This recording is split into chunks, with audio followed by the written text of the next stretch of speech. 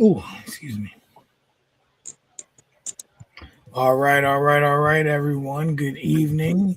It is Monday night, and you know what that means. It is time for Nerdcamp Sports.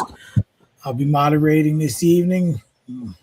Myself, Mike Williams, got Raja Anthony Ali here. We got R&B and Coach Will in the building. Everyone.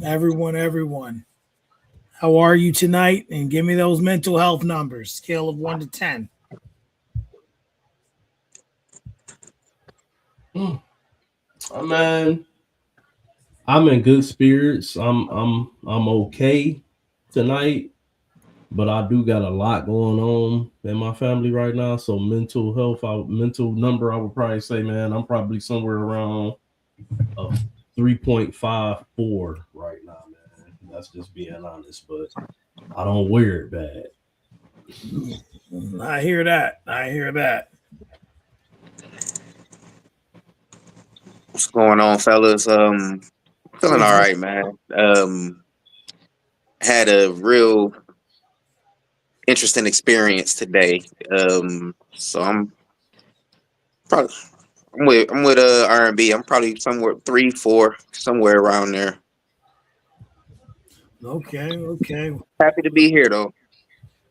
Glad to have you. Glad to have you. How about you, Raj? How you feeling today? Feeling pretty good. Like we was discussing off the air, this winter depression, man, is something. It's something. You know what I'm saying? I go through seasonal depression every single winter time. So I probably say about 5 or 6. That's where I'm at.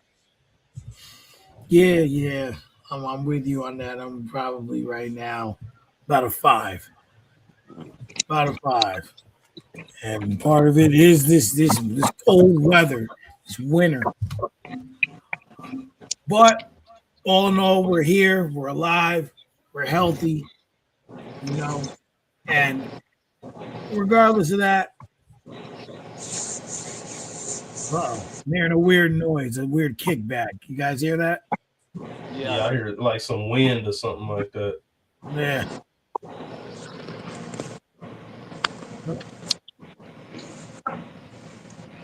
Do something. Going?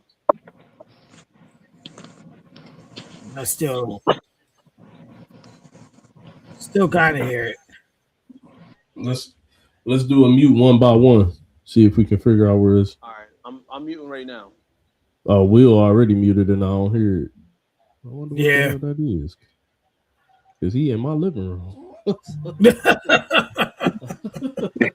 That Yeah, it's your I guess that's the heat, but that's why Oh, I just Oh, the yeah furnace. Oh, okay. yeah. Damn, oh, that's okay. hella loud. All right. Well, we're gonna get started, and I'm sure the furnace will get back in gear in a moment. So we had a great weekend overall of playoff games, and I want to, I would say this is probably the most competitive weekend I've seen yet in my time watching football across all the games. So we're going to start off with the Rams and the Panthers. And R&B almost looked like a genius. And Matt Stafford said, "Nah, homie, not today." But my first question is for Raj, being that he picked the Panthers to just win their division in the beginning of the season. Can the Panthers build on this season moving forward? I think they can. I think they got all the right pieces. I think they figured out how to incorporate. Hold on 1 second. Let me just pull up the stats real quick. I'm sorry. No, you're Incorporate good. incorporate Bryce Young into like a offense where he's not really that dependable. Even though he did throw for 264 yards, had one touchdown, one interception. He pretty much kept it conservative. He didn't do anything outside of what he's normally doing and what he had been doing for the past few games. I would say probably after their bye week, he started to kind of take a different approach on how to win games. Um, if I could make a suggestion, I would suggest that they make a decision between Kuba Hubbard and Rico Dow. They got to make a decision on their running Chuba back. Hubbard. Chubba. Yeah, Chuba. I'm sorry, Chubba.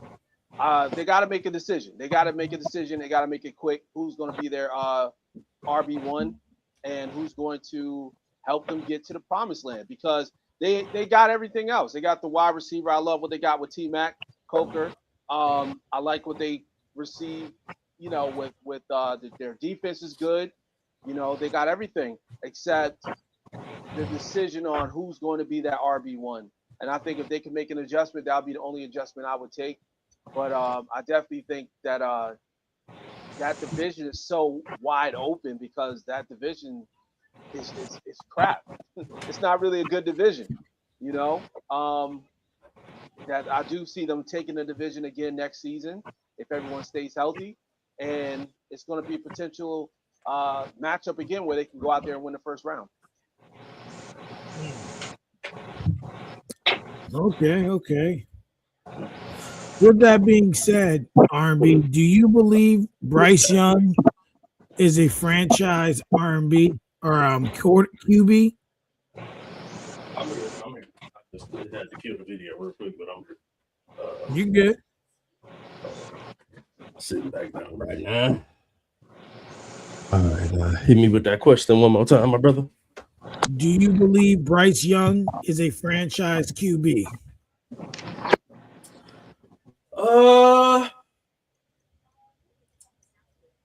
Honestly, if I'm gonna answer that question, honestly, I'm gonna have to say no, and that's just for right now. That's only just for right now. I do believe that he took a step in the right direction this year.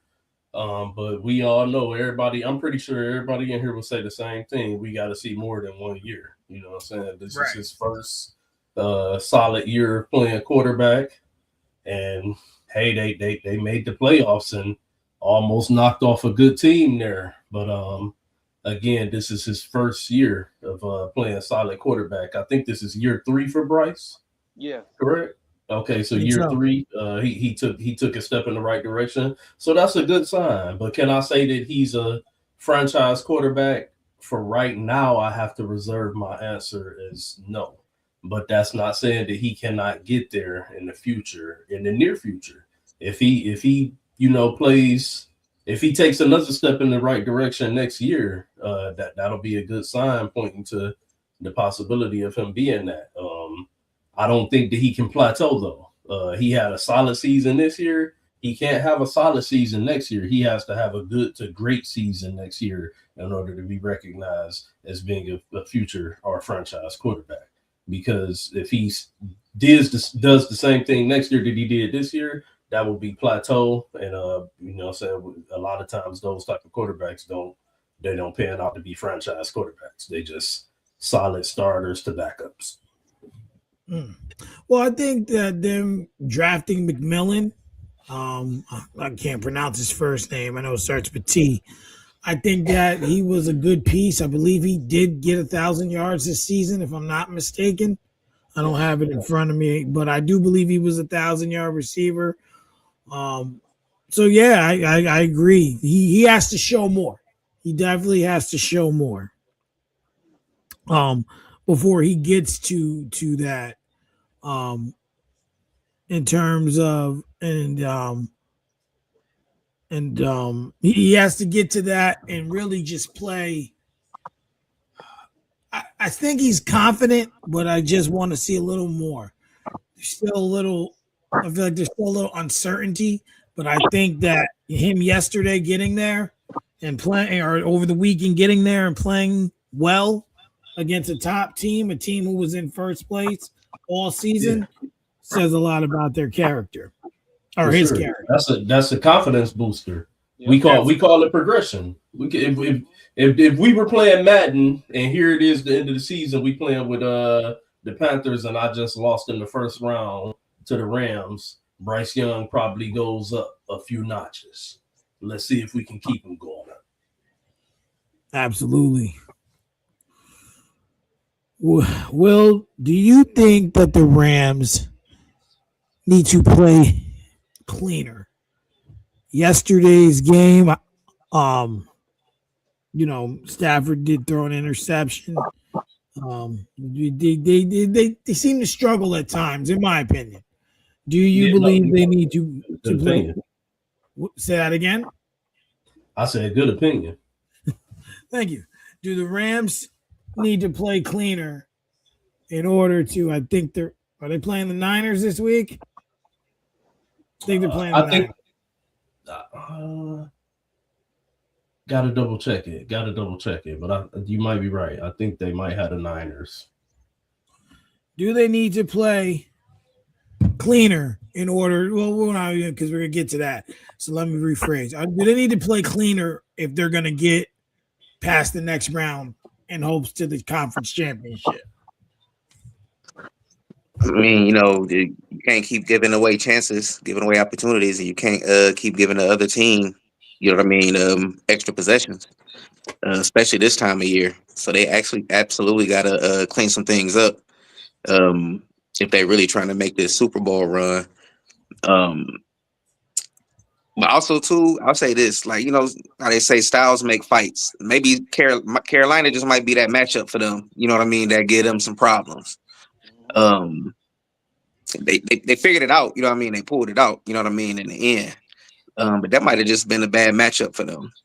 Because, we done seen, obviously they got some bad losses this year, but they got some good wins too. And they was right there fighting to the end for the NFC West, right there with Seattle and San Francisco. That's one of the best divisions we done seen. I can't say one of the best we done seen in a long time because our division was crazy like that last year, but I don't know if it was on that level though, with everybody being at 12, 13, 3 teams being at 12, 13, 14 wins. But whether it's San Francisco moving forward, whether it's because it will probably be because they would be the lowest seed left in the NFC because they was the 5 seed, right? The Rams, yeah. So they more than likely they play in Seattle again. And it's probably going to be Chicago and San Francisco because Seattle would get the lowest seeded team left. Yeah, Rod say they playing the Bears. Yeah. Is it the Bears? Yeah. The 2-5. Okay, 2-5. That makes sense. Yeah. Okay. But whoever it is, Bears. Otherwise, because we just saw, everybody had left Chicago for dead. You know what I'm saying? Early in that game, and they found a way to pull it out. So this ain't a game. This ain't a team that you want to play with. Ben Johnson, as we see, you know what I mean. That it don't all. So far, you know what I mean. I ain't crowning him, you know what I mean, just yet. But so far, it looks like his skills is translating into a head coach because just because you're a good, coordinator don't make you a good head coach. So they got, they got a powerful offense in front of them, and they don't want to be giving possessions away. So they definitely got to find a way to, like you say, play a cleaner game next week.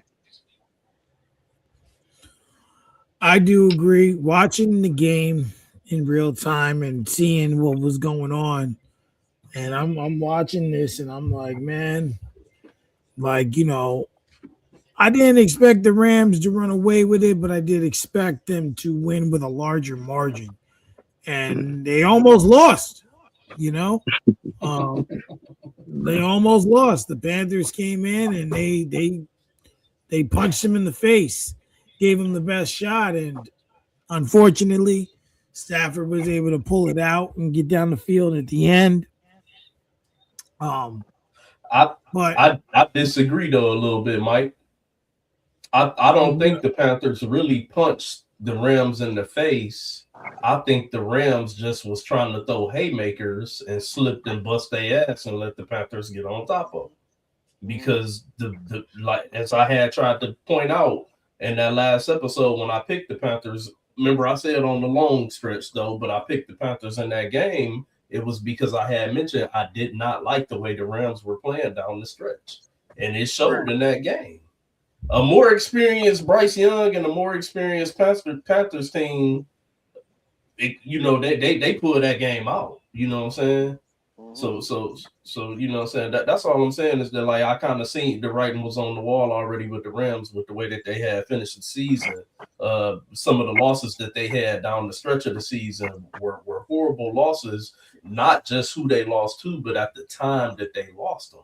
And they placed themselves in a tougher position in this playoff run. Okay.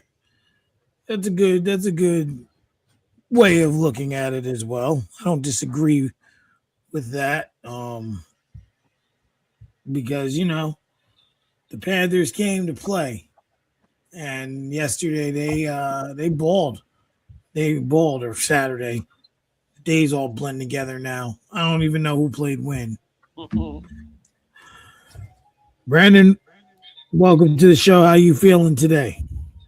I'm all right. You guys? We're here. We're here. I asked everyone else, scale of 1 to 10, what's your mental health at today?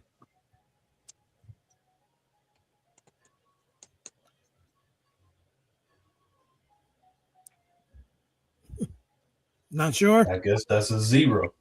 I guess so. I mean, when you work for UPS, it's rough.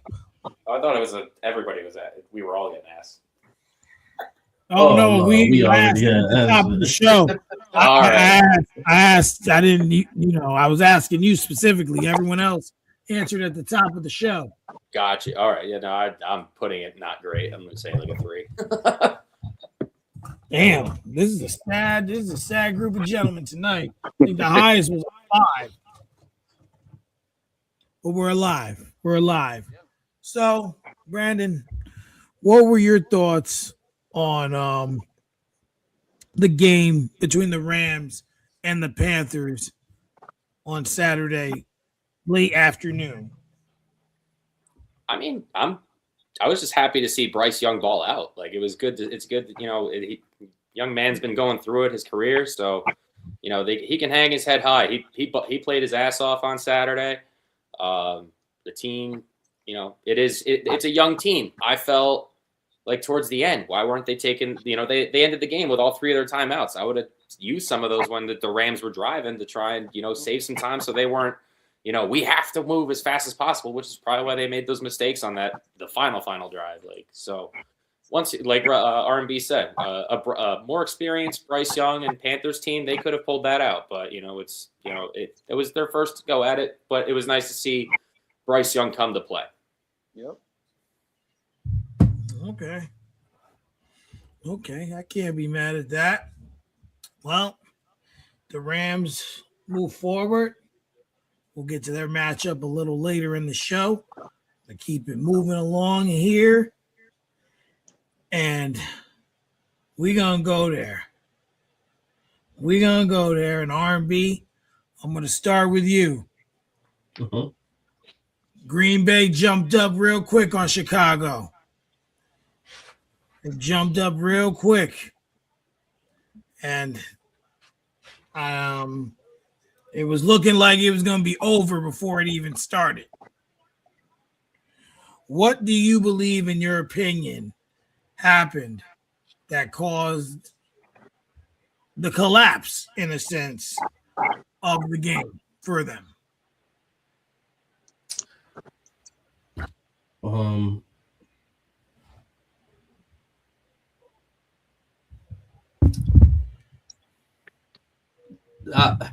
It's hard for me to point to one single thing. I would probably say the two most glaring things that I would point out that I felt like led to Green Bay letting Chicago get back in that game. The running game getting stopped up the way that it did. Josh Jacobs was virtually, a no-show. And then all of the drop passes. I mean, I was looking at Jordan Love hit catch with straight spirals to the hands, and them boys just popping off. Right.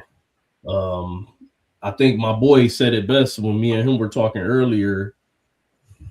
We might have jumped the gun on giving that Green Bay wide receiving core all of the props and love that we have been giving them, because everybody felt like they had such a deep core of all of these different receivers. And, you know what I'm saying, kind of similar to what Aaron Rodgers had in 10 when they won it, when he had Jennings and Jones and Driver and all of in the crew. And people were trying to, you know, kind of compare this new Packers team to that, you know, receiving core, just as having like a multitude of receivers instead of just like one dude.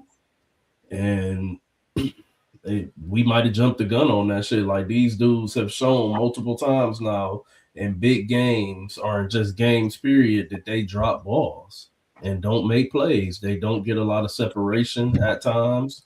Your best receiver yesterday was the rookie Matthew Golden, who they have high expectations for, but he was virtually a no-show this season because of injuries. And when he did get healthy, you know what I'm saying, he never really got a chance to get in the full swing of things to get it going. So I think that was a bright sign to see him step up yesterday and make some of the plays that he made. But as far as the other guys, like, after they had that big lead, they just completely went away. It's like they scored that last touchdown, and it's like it just went downhill from there. So I don't know, man. But I hear that they are trying to work a new deal out with Matt LaFleur. Me personally, I think he needs to be gone. Like, this is like your third or fourth time where you've choked in the playoffs. You can't get your team to deliver in the playoffs, and that's with Aaron Rodgers and with Jordan Love now.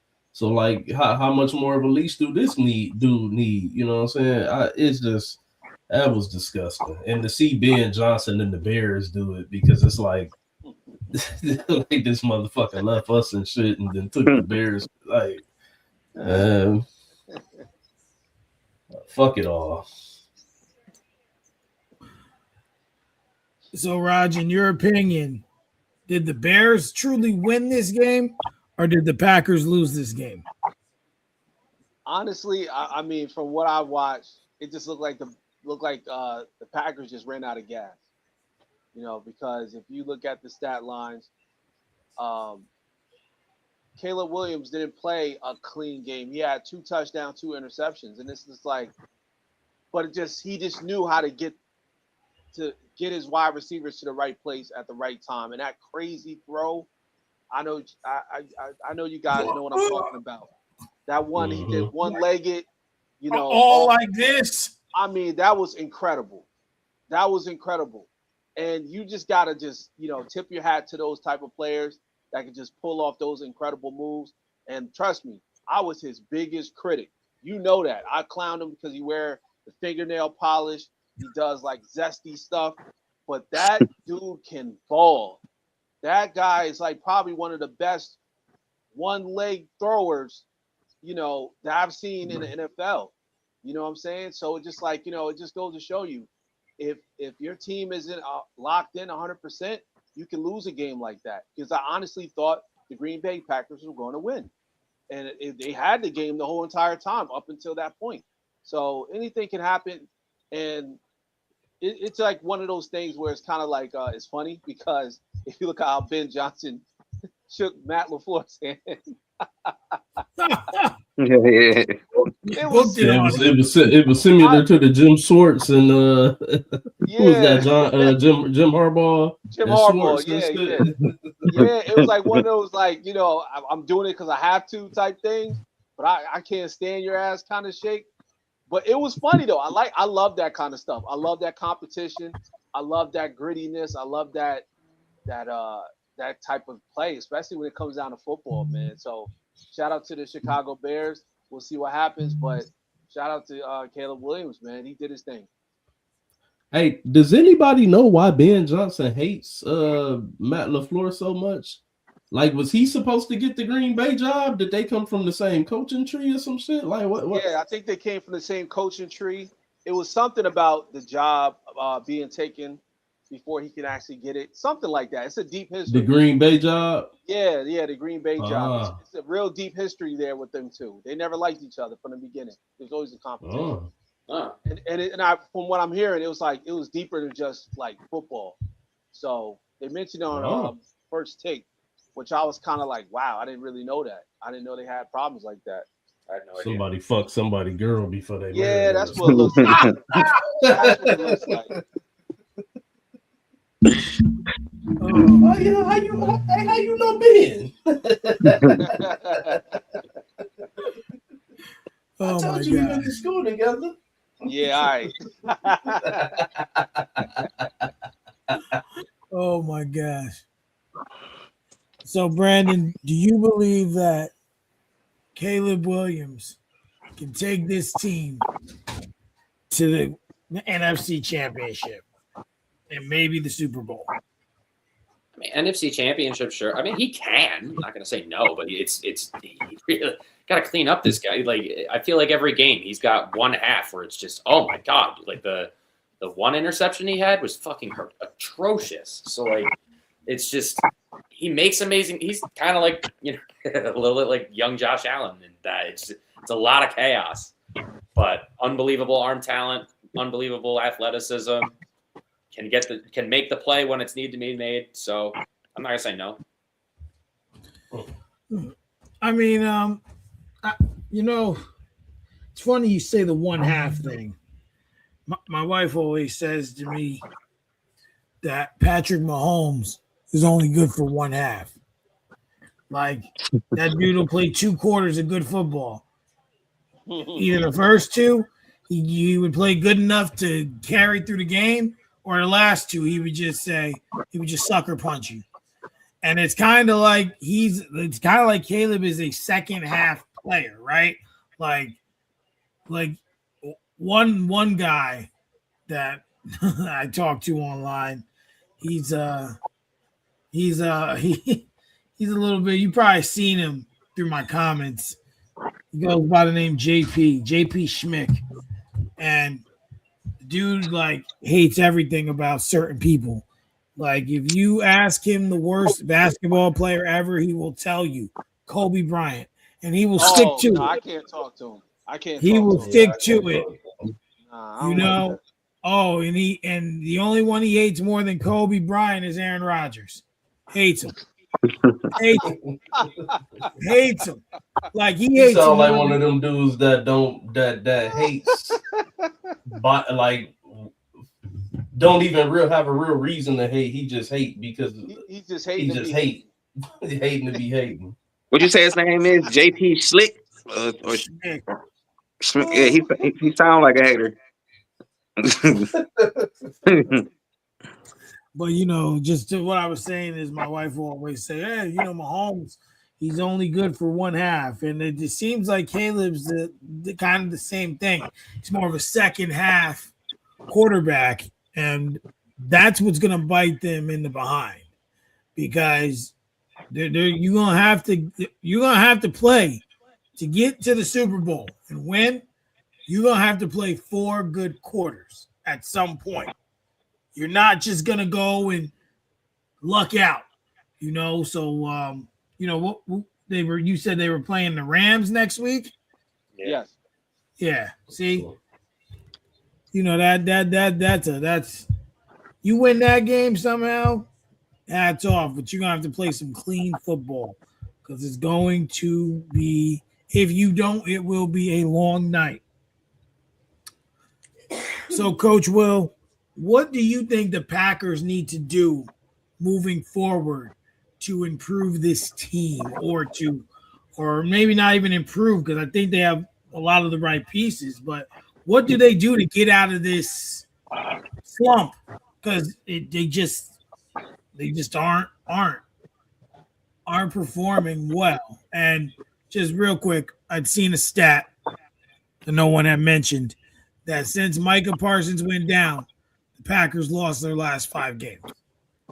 I believe it. Yeah. Well, they were giving up. I remember I pointed out last week that they were giving up over 200 more yards of total offense since he's been hurt. Yep. They went from giving up like 200 and some yards a game to 400 and some yards a game. Well, we know Micah Parsons is going to be out next season. Was it an ACL or an Achilles? ACL. ACL for him, so we know he's going to be out. So What can the Yeah, Packers he'll do? probably be back No, next season, but not at the beginning though.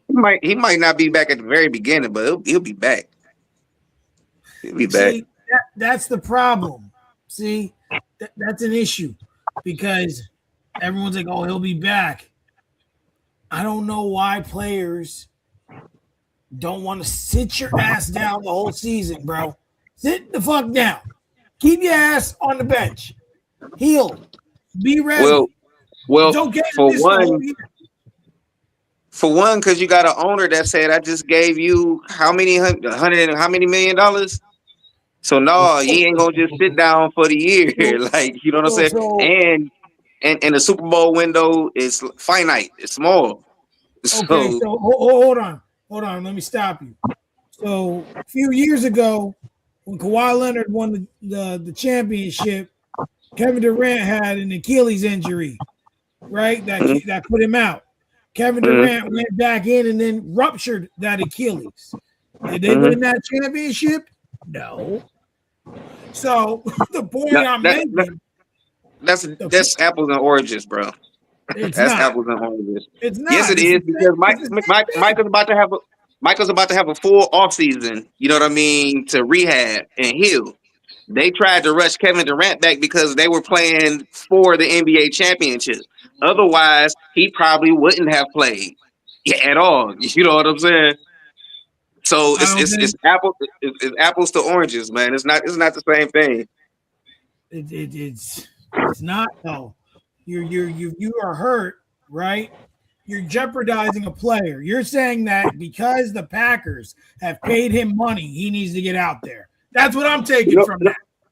That's not what I'm saying, but that's the nature of the NFL. Like everybody's hurt right now. Nobody's healthy. Everybody might not be on the injury report, but so if you still alive, that means that you done played 18 games of football or 17 for the 2 number 1 seeds at this point. Everybody's banged up, which is why that first round bye is so important to get as much rest as you can before you got to go back out there and play again. That's the nature of the NFL. Everybody plays hurt. You know what I'm saying? There's a difference between they'll tell you there's a difference between being injured and being hurt. If you're hurt, you can play. If you're injured, you know what I mean? You got to go sit down. But that's the nature of the NFL. We've seen plenty of NFL players who probably shouldn't have been out on the field. You know what I'm saying? What offensive lineman was that was playing with like a crushed larynx or something? Like, you know what I mean? Like this is what NFL players do. So this is nothing. I ain't saying nothing. Like I ain't reinventing the wheel. Like this is how the NFL goes. This is how it is. Everybody, we thought Josh Allen was dead at one point. You know what I'm saying? The other day, and he got his ass back out there because they trying to win the Super Bowl. Like that's the NFL, man. Because you just said he's hurt, not injured. Right. We saw T.O. play in the Super Bowl with a broken leg because it was the Super Bowl. Like, you know what I'm saying? This is what NFL players do. Like Ronnie Lott cut part of his finger off. Ronnie Lott cut part of his finger off. So then if that's the case, Odell Beckham tore his ACL in the Super Bowl, so he should have went back out there. Say that again. No. Wait a minute, say that again. He opened the door. Odell Beckham tore his ACL in the Super Bowl with the Rams. So under what you're saying, he should have went back out there. No, he wasn't going to be able to play on a torn ACL. What I'm saying is, no, it's not. ACL. That's not the point. People, you ever seen Paid in Full? People play hurt every Sunday, B. You know what I'm saying? But if you are injured, that's a different thing. I'm not saying Micah Parsons. I just said I didn't say he got to be out there the first game of the season. I don't think he's going to play at the very beginning of the season. He probably going to start off on the PUP list or whatever. He might miss the first 4 to 6 games. We've seen this before, but he's not going to take the whole season off. And it's not a 1.5 injury or a year. It's not like a year injury at this point. It's like 8 months. Yeah, not like it used to be. It's a different time. Not like it used to be. If this was 2005, then yeah, he gonna be out all next season. But here in 2025, he probably be ready by week. Don't be surprised if you see them talking about he'll be ready by week 1. Don't be surprised. I wouldn't. Because by your logic, he never would have played this season because he had the back injury at the beginning of the season, right? So by your logic, he never would have played this season, and he By wouldn't have got my his logic, extension. but you just said that's hurt, not injured. So there's a difference. There's a difference between hurt and injured. And I get what you're saying, because if you're injured, you stay out. But if you're hurt, you can come back, you can play as long as you're not injured. But I will say this: when it comes down to those type of injuries, like with technology, we have witnessed a lot of people bounce back for those injuries, man. So it's like an 8 to 9 month injury, and that's with full rest, no activities, nothing. 8 to 9 months, less than a year, and they almost are back. They're about 85 to 90% back. Like they can come back and pretty much be their self. maybe. But for the sake of the question, real quick, in the interim, what do the Packers need to do? You get some weird feedback. Well, let's see. It's not me. It's me. Oh, well. He's getting his headphones. So yeah, in the interim, what do the Packers need to do to be better next season? Fire the coach. Get healthy. For the most, like, not obviously, you know what I mean. You add pieces where you need to add pieces, but you know when you're probably obviously Mike is their most important player on defense. You know what I'm saying, and arguably the most important player on the team between him and Jordan Love. But you know, they had a lot of injuries on that side of the ball. I think again they need to add pieces, but I don't think they're far away. You know what I mean? I just think they got to tinker a little bit around the margins. Maybe, you know what I mean? A surefire receiver, not necessarily a superstar receiver, but you know what I'm saying? Somebody like something like what Stephon Diggs was for New England this year. You know what I'm saying? He was in Minnesota, Stephon Diggs. He was in Buffalo, Stephon Diggs. But he was still, you know what I mean, like a top-notch go-to clutch receiver. He made plays for them, you know, this year when they needed him. They need to disrupt. Can I give a suggestion on which wide receiver they should go after? Who? I think they should go get AJ Brown. He clearly ain't gonna be in Philadelphia next year. That's what I'm saying, because he don't want to be there. And guess what? I don't blame him, because you know how I feel. You know how I feel about Jalen Hurts. Jalen Hurts is not that dude. Well, and I think Love will be perfect for him. Well, that's a good thing that you said that, because you were going to get the next question and a segue to it. Is AJ Brown done in Philly? Yes, and yes. And the reason why I'm saying that is because the writing's been on the wall. It's been on the wall since last season, even when they won the Super Bowl. AJ Brown didn't like the style of play that he's having with Jalen Hurts. And let me tell you, I don't blame him, because he's easily a top 10 receiver in the game if you get him the right quarterback. He can easily get 1,000+ yards if you have him on the right team and you got the right quarterback throwing to him. I don't know what the hell is going on with Philadelphia, but for some reason, Jalen Hurts is like, he's just not throwing in his direction. And when he does, he's either overthrowing him or he's giving him the ball at like the last second. And it's crazy because, like, I think he dropped that pass that went right through his hands. I think he did that shit on purpose. And I know that's controversial. I know that's probably some type of, like, you know, it's conspiracy theory. But you know what I'm saying. Everybody, I believe, that's on the line. Everyone played sports before, right? They probably played football even in their backyard. You know when you want to drop a damn pass. And that was a drop pass, an easy catch pass that went straight through his hands like this. And that ball went straight through. And he was upset, but it just goes to show you he really don't like the coach. He don't like Jalen Hurts. I know he's gone. He's probably packed his stuff. He's ready to go. I've heard contrary to that him and Jalen Hurts actually do have a good relationship and get along. I think the issue is that he just does not like the style of play to which I'm from what I'm hearing, the real riff is between him and the offensive coordinator and him and Nick Sirianni. And Jalen Hurts is just collateral damage. That's fair. Okay, I believe that. You can. Well, I'll say this: you can see it because I don't think he yelled at like Sirianni the way he did because he don't like Jalen Hurts. You get what I'm saying? I think it's because it's a coaching issue in the way he's used, and I honestly believe he needs to go because when he was in Tennessee, even though they was losing games, they were using him all the time in clutch moments. So I just they weren't losing like that now. What I will say though is what I will say is I don't think he got a problem with Jalen Hurts personally, but he do got an issue with the fact that the offense is limited the way it is. The passing game is limited the way that it is because Jalen Hurts is limited as a quarterback when it comes to throwing the ball. You know what I mean? So I think it's some of all of those things. And fact of the matter is, like, he really didn't want to be there this season. He wanted out of Philadelphia. You know what I'm saying? He didn't want to be there this season.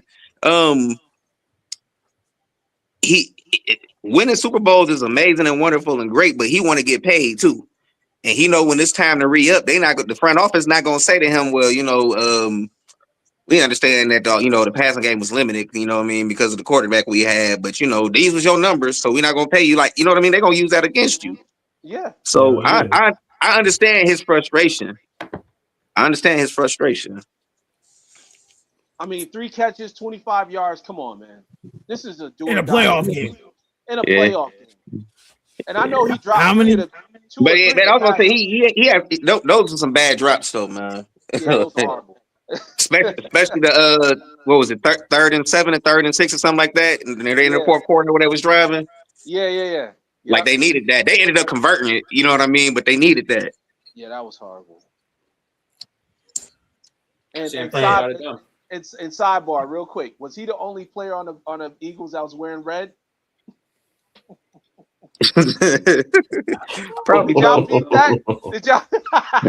He had on red shoes. Yo. I wasn't even paying no attention. I was like, he had the red bands, like the red bands on him, the sweatbands. Didn't even peep it. I'm like, that's kind of sketchy. He said, "Fuck it, I'm gonna take this fine."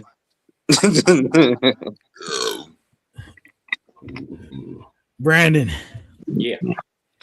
How would you say that George Kittle tearing his ACL will affect the 49ers going through this playoff run? I mean, he's been pretty injury prone his whole career, and this team has already dealt with seemingly thousands of injuries this season. So I don't know. Maybe they can figure it out still. Maybe they've dealt with this before. This is nothing new to them. R&B. You got a point. He's right. Now, oh man. Do you believe that Brock Purdy can get the job done?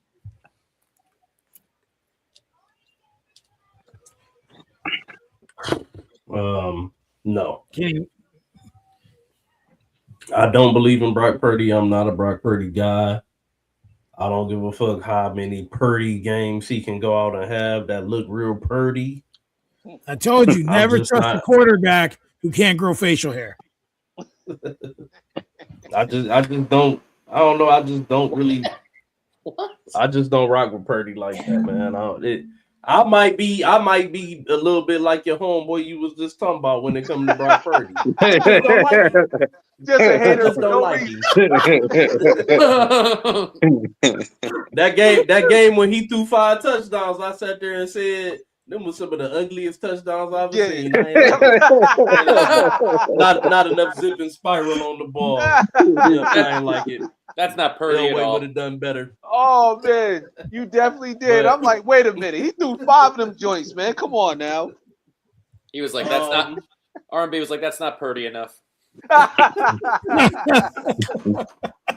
It's just so when it comes to Purdy, in all seriousness, he's a solid quarterback. I think he has shown that thus far. And another credit that I'll give him, that I say often when debating about him, is, first of all, hats off to Kyle Shanahan. Man, that 28-3 debacle was something, and is the OC for Atlanta. But can't nobody say that this man can't coach offense. He might be better than his daddy when it comes to coaching offense. Like, this dude is second to none.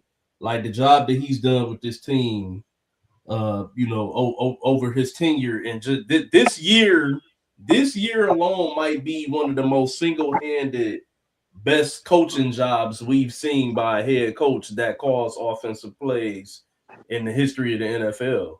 Being all of the injuries that they've had on both sides of the ball, key injuries. We're not talking about your third string or your fourth string cornerbacks and stuff like that. We're talking the Penn Lynch top guys, your Bosas, your Warners, your Purdy's at one time, all of the top guys. And now Kittle's going for the playoffs, and he missed games throughout the season. Ayuk never played this year.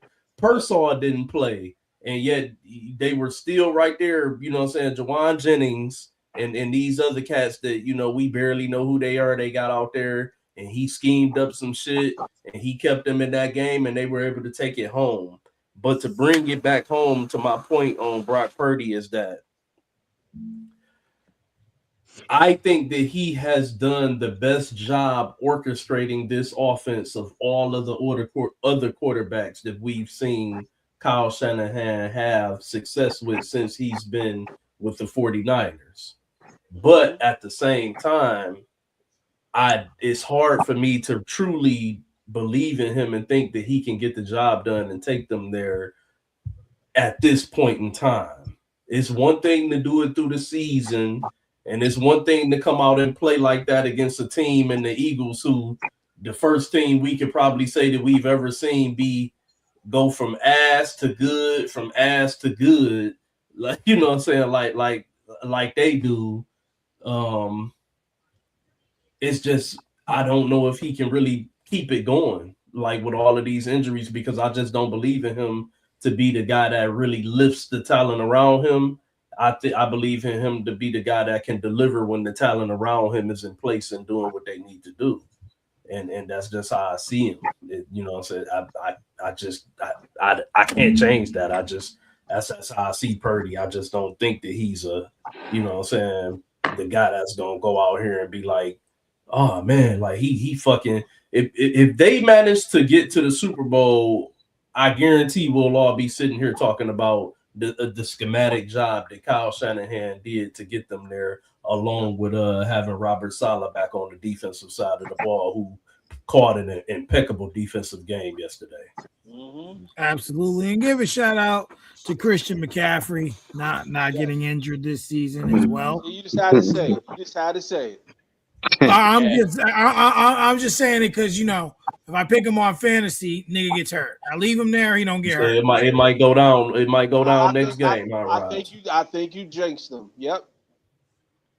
I was going to say it, but you know how it goes. It's the announcement. Well, he might not have, though, because the season is officially over. It's the playoffs. That's true. Good it's point. The playoffs now. Exactly. So he made it through the season. He did. Well, what the Eagles need to make changes.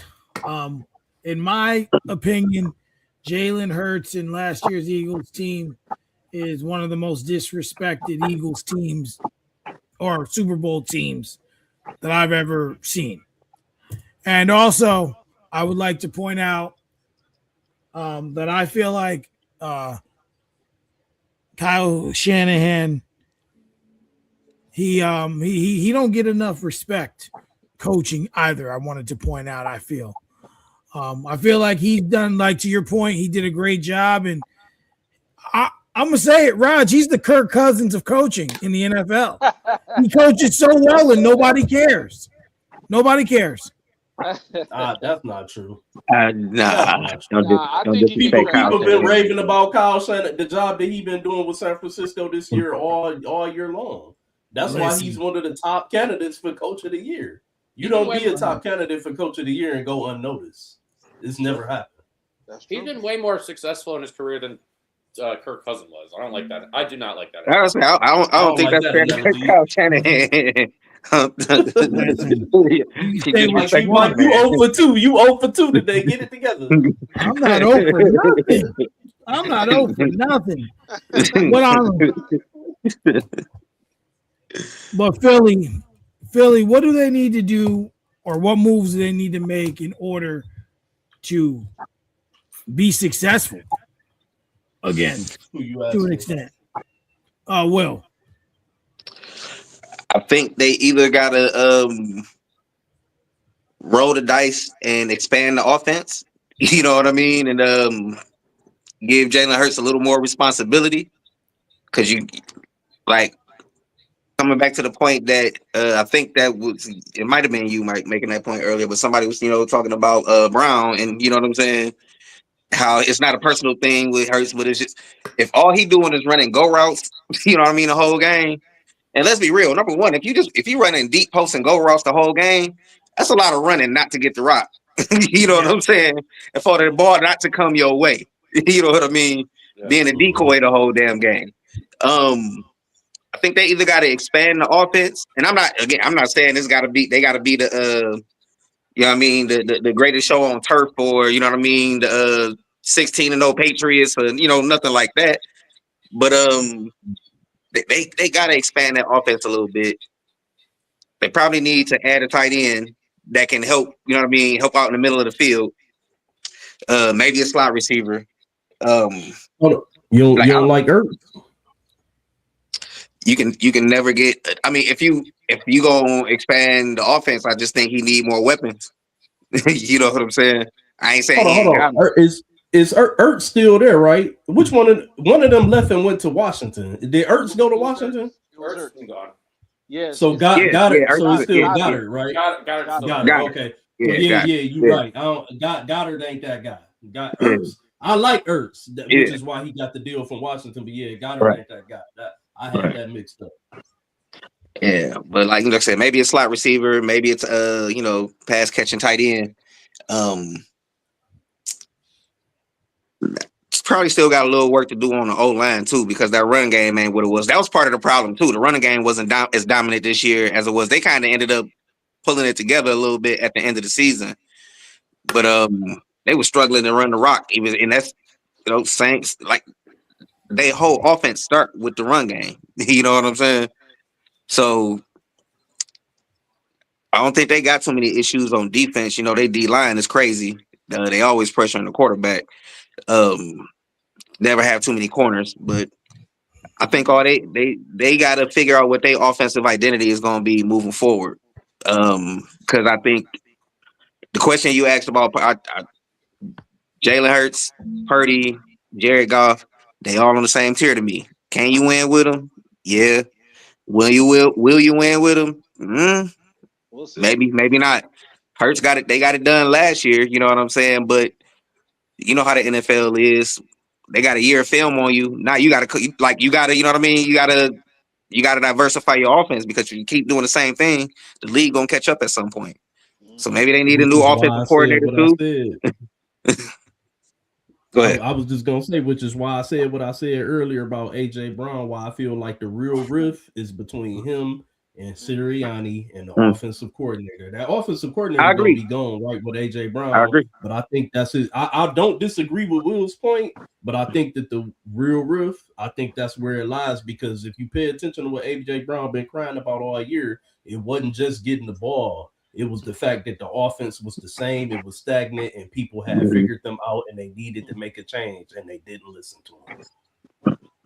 I think this Philadelphia Eagles team really missed Jason Kelce. Yeah. A veteran, a leader, absolutely. damn good at his job. Yeah. Yep. That can pull it together. Absolutely. But they didn't have Kelce last year when they won it. They didn't have Kelce last year. He been retired. I thought Not saying that they didn't.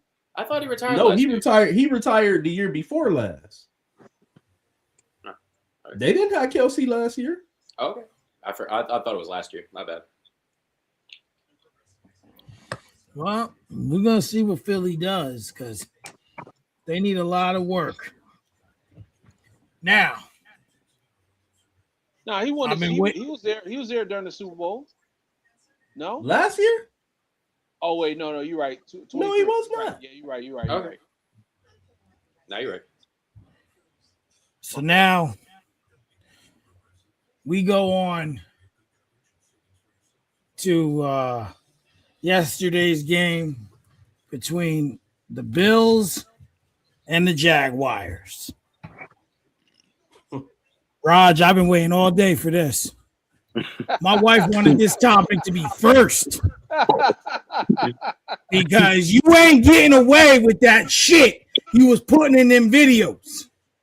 And I pulled out stats and wrote shit down to prove my point. Okay, go You ahead. I'm about to get at you because you ain't had no. She even moving closer because she know. But first, but we gonna wait because this is Brandon's team, so he gonna go first. But do know I am going right after he is done because I have the smoke ready for you on this topic. Okay. You better not go 0 for 3. He is. Oh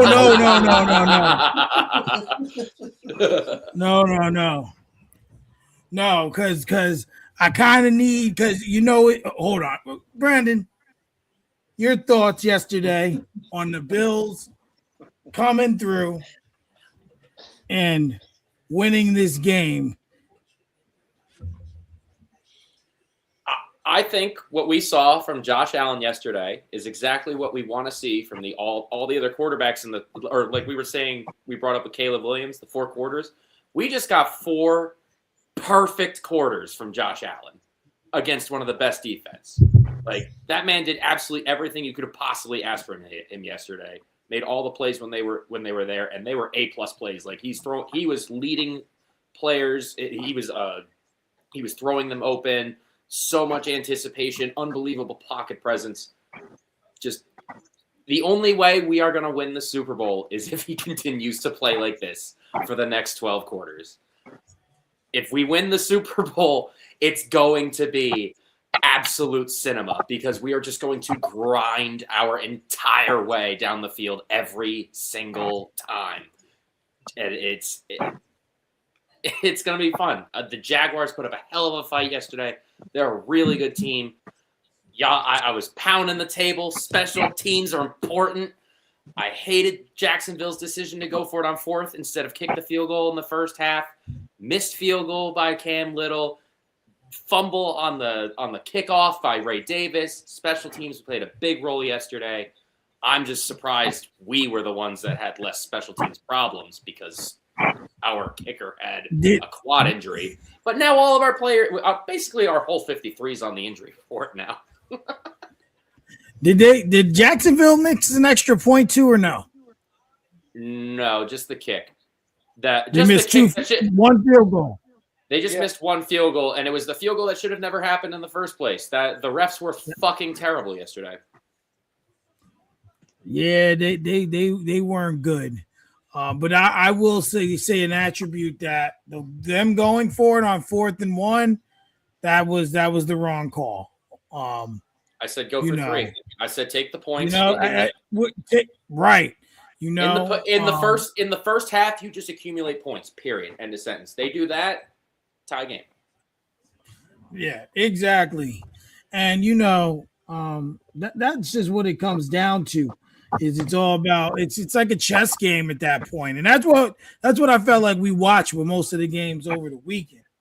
And that's what it is. Like that's been my main issue with like Sean McDermott is that he'll in the biggest moments because he's the one doing the chess match.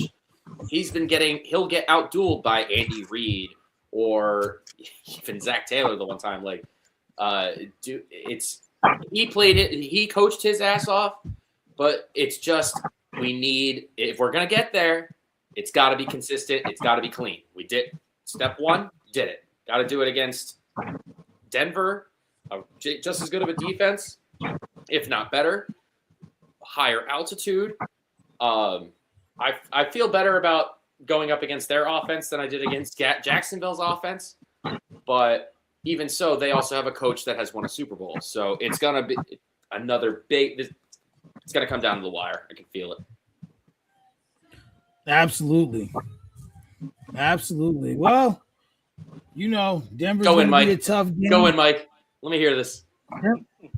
So, yesterday, Raj. Yep. I'm not upset about your take fully on Justin Herbert. It didn't really get me mad. Like when we were texting, I was all right. It didn't get me mad till you ain't have no smoke for Herbert at night. That's when I got mad. That's when I got upset. And here's why. I'm upset with you, Raj, because what is Justin Herbert's record in the playoffs, Raj? I believe it's 0-3. Right. 0-3, right? Okay. 0-3. Okay. What is Trevor Lawrence's record in the playoffs? I'm not sure. What is Trevor Lawrence's record? 1-2. And guess who that one win is against? Justin Herbert. After coming back from a 27-0. And it was a 20-something point comeback too. Okay. And The point is you over here smoking, gaslighting Trevor Lawrence and Justin Herbert. You ain't have no smoke for him. okay. You ain't have nothing. Let me know when it's my turn. I'm pulling. You ain't have nothing. Let me know when it's my turn. You telling me, okay? You telling me that you got Justin Herbert here, lost that lead, right? Then in Houston, 4 interceptions. Yesterday he got roughed up. He couldn't throw a touchdown to save his life.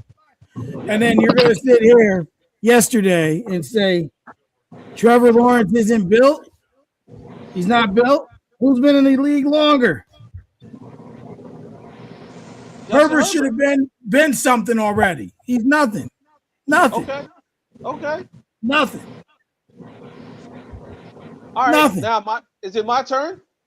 Oh, we can go. We can have a nice conversation. Go ahead. Okay. What you got? Let me just start off by saying this: too much is given, as much is required. Right?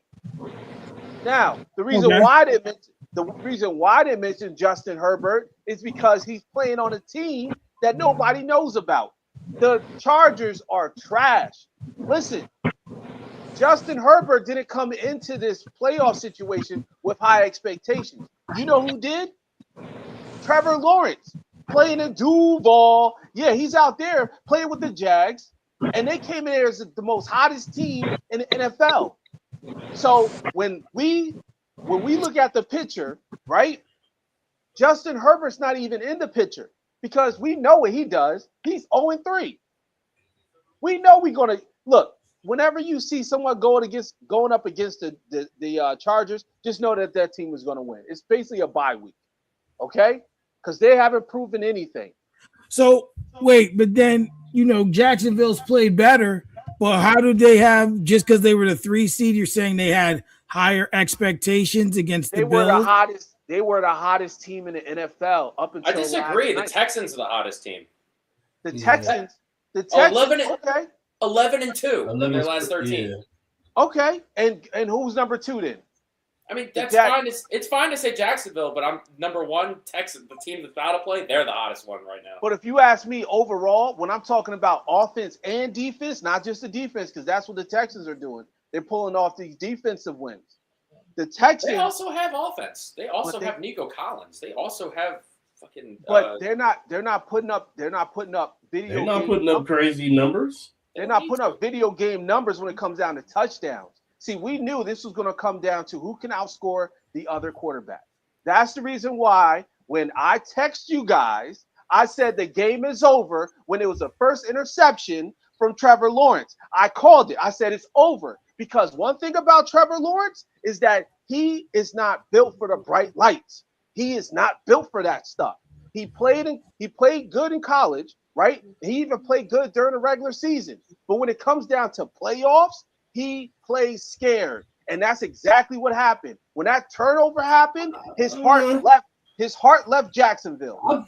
I disagree. I think Trevor Lawrence played a pretty good game yesterday. In my opinion, the last interception, which was the very last play of the game, that was a desperation throw. You trying to make something happen on 4th down. He had a dude in his face. And it hit the receiver. And the motherfucker just let the shit bounce off his motherfucking hands and into the air, and they got picked off. Now, if you want to say he threw the one, I can give you credit for the one, but that second interception, I can't put on him, and I think he played a pretty good game. He had his team in position to win the game, and that's all you can ask for. He got touchdowns. Herbert didn't. Okay, and not to mention that's my whole point. I didn't even expect a touchdown from Herbert, so I'm not even going to mention Herbert. If you notice, I didn't even do a video talking about Herbert because you did a video for that game. I don't recall. More of the story is that guy is nothing to me in the playoffs. I don't recall. He haven't proven anything. But when it comes down to Trevor Lawrence, this was time for Trevor Lawrence to step up and be that guy. Okay? It was time for him to be that guy. Did you see what Josh Allen did? He put his head down and he went straight for that goal post. He didn't waste time trying to wait in the pocket, see who's open. No, he took it upon himself and said, I'm going to score this damn touchdown. Yes, he had people backing him up, but you know what? He pushed about 4 people with him. So the point is, if you're that dude, you got to be that dude. And Trevor Lawrence is not that dude. And that's why I said from the first freaking interception, I said, game over. It's over because he is not mentally there when it comes down to the playoff wins. Now, we can say, the receiver caught it and it dropped or flicked off his hands. But at the end of the day, interception is interception. 3 touchdowns, man, 2 interceptions. Raj, you be trolling, though, man. You be trolling. You can't compare. You cannot compare what Josh Allen did and then turn around and say Trevor Lawrence needed to do the same thing in that way. Hold on. I don't disagree with you that Trevor Lawrence needed to be that guy, just like Josh Allen was that guy yesterday. But to sit up and say that Trevor Lawrence needed to do a 15-yard tush push, like bro, that's not his style of play. Trevor Lawrence is an agile, mobile pocket quarterback. He's not Josh Allen. Josh Allen might be the white Dante Culpepper. Okay, two different motherfucking styles of play.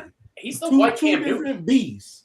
I was gonna say Cam, but a better passer. Cam Newton, Dante Culpepper, Josh Allen. Okay, same motherfucker. And the other thing is Josh over all 2 of those dudes, though. Okay, but guess what? I'll take Josh. I will take Josh because of the upside. But at the end of the day, when we just talk about just straight big brute quarterbacks, same motherfucking 3 guys. You got to find a way to win. That's my point. All right, let's see how many rushing yards Trevor Lawrence had. Okay, 31 yards, right? So that means he can rush. That means he can get out there and use his legs to get some yards. That's my point. Whatever way, my point is this. It sounds like he did. He had a free rusher on that final interception. Someone was right in his face. He look, when it comes down to it, I've seen Trevor Lawrence do this almost every single playoff game where he plays smaller than what he is. And this guy is the same dude that had a 27-something comeback against who? The Chargers, ladies and gentlemen. But it don't matter. We don't count those games. That is a bye week for whoever's playing.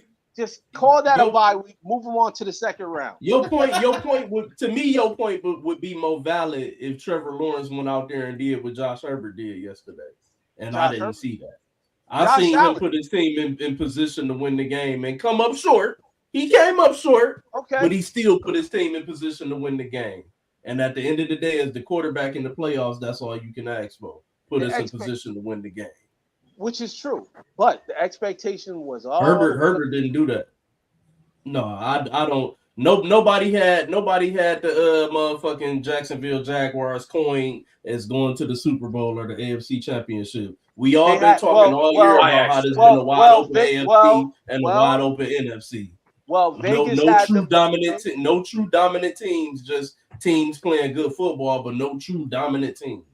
I would say this: Vegas had them beating the Bills. I'm not talking about winning the Super Bowl. I'm talking about. But we not talking about Vegas though. We talking about our football knowledge. What did I sit here and say last week? I picked Buffalo to win that game, just like I picked the Chargers to win that game. But I picked them both to win those games because I said they both needed to win those games because they got something to prove. No excuses. And there's my point. I don't feel the same way about Trevor Lawrence as I felt about Josh Allen because he hasn't been in the position that Josh Allen has been in. Not to mention, didn't you just say last week that Jacksonville is a year ahead? It was them and another team. You said you felt they were a year ahead. So in retrospect, based on that, you got the result that you were looking for. Yeah, and so you felt like it was high expectations on the team that's a year ahead. Right. Yes. You're a troll. No. Then I'll be the troll. Because when it's all said and done, we all watched the same game. And we watched that man turn it over in two pivotal moments. And at the end of the day, Trevor Lawrence does this every single time the lights are bright. And that's all I'm saying. I'm not saying that he's not a good quarterback. He's good during the regular season. He's good during times that there's no pressure on him. But now that there's pressure on him and it comes down for him to win, he shrinks.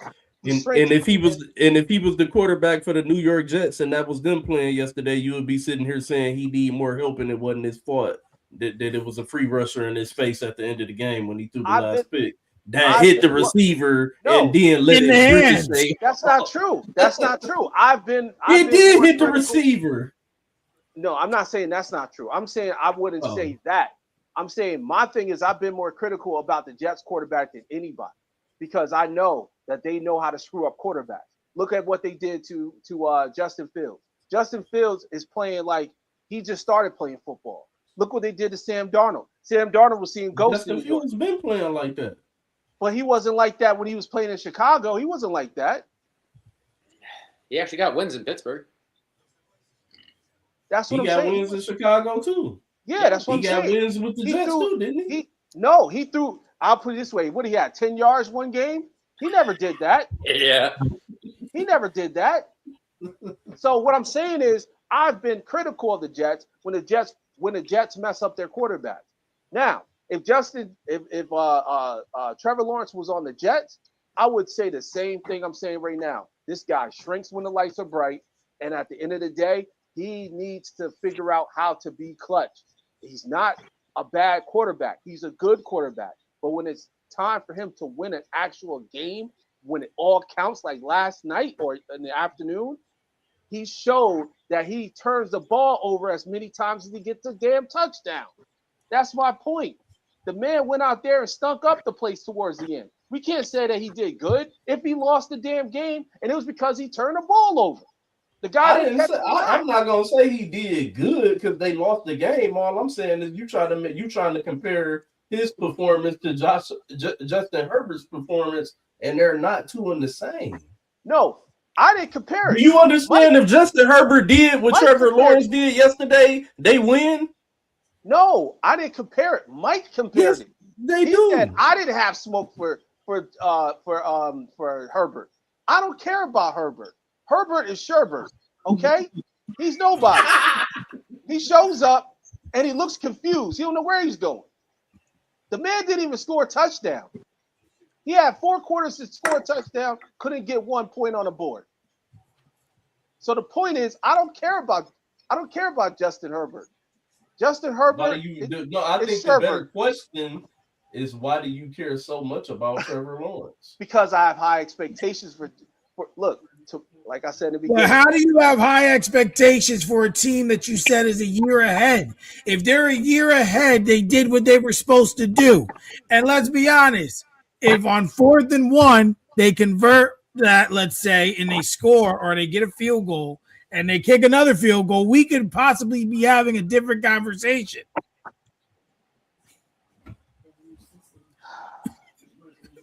If their defense get a stop, we having a different conversation. These are both. We these are can go both with top. ifs all day, but when it's all said and done, that man turned it over twice, man. These are both top 6 draft picks. They both have high expectations on them.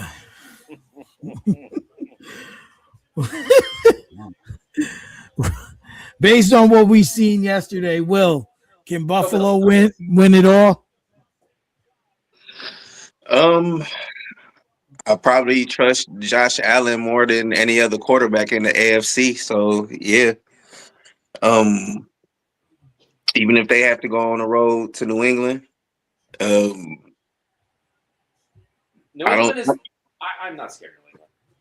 No, that's what I'm saying. Like I don't think Josh Allen is scared of anybody in the AFC. You know what I'm saying?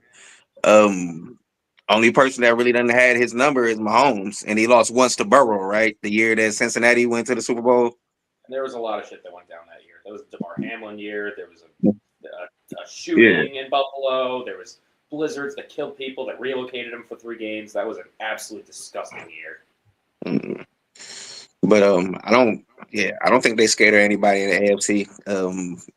I felt, you know what? I would bet money that Josh Allen got them feeling like they didn't even really need home field advantage. Like, you know what I'm saying? Like whatever road they had to take, they was gonna beat anybody anyway, whether it had been Baltimore or, you know what I mean, Kansas City or whoever. You know what I mean? Obviously they didn't make the playoffs, but I don't think they worried about nobody. And the only team that I would bet money on, I ain't gonna say I would bet money on it. The only team I would see really giving them problems is Houston. Houston is absolutely the correct answer. Yeah, I don't think anybody else really concerns them. Houston, we haven't won in Houston since 2006, and we would have to play this game in Houston. So they are by far the team I do not want to see.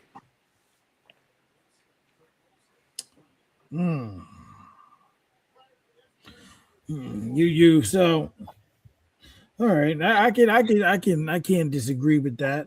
We do know that Mahomes has been Buffalo's kryptonite.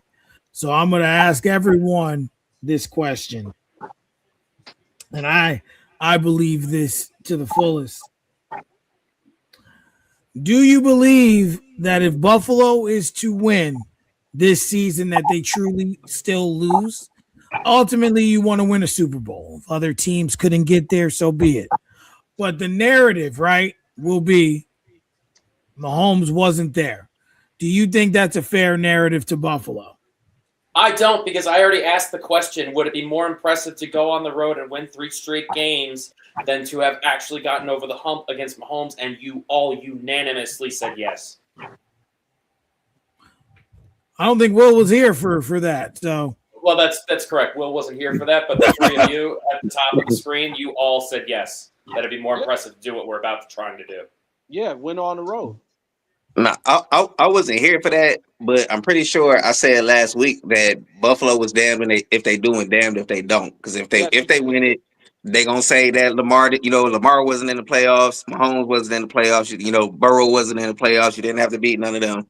And if they don't win it, they're gonna say Lamar wasn't in the playoffs, Mahomes wasn't in the playoffs, Burrow wasn't in the playoffs, and you couldn't get it done. You know what I'm saying? Amen.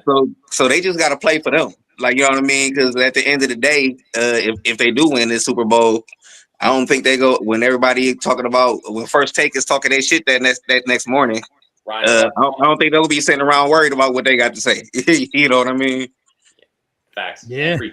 Exactly. Absolutely. Fuck Absolutely. Fuck Ryan Clark. What did he do? Motherfucker's the most racist asshole on television. Fuck that guy. Well, damn. Damn, you think Ryan Clark racist? He's gotten called out by other black people for being racist. Yes.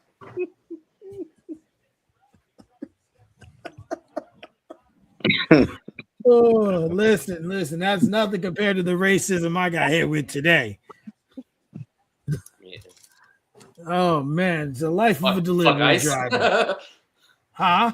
Said fuck ice. Nah, man, I was delivering and I was on a side street and I had my 4-ways on, and the guy behind me just was honking. So I reached my hand out the window, and like he's going around, and I'm looking for the paperwork for the stop, and he rolled down the window and called me a fucking dirty N, hard R. So yeah, Disgusting.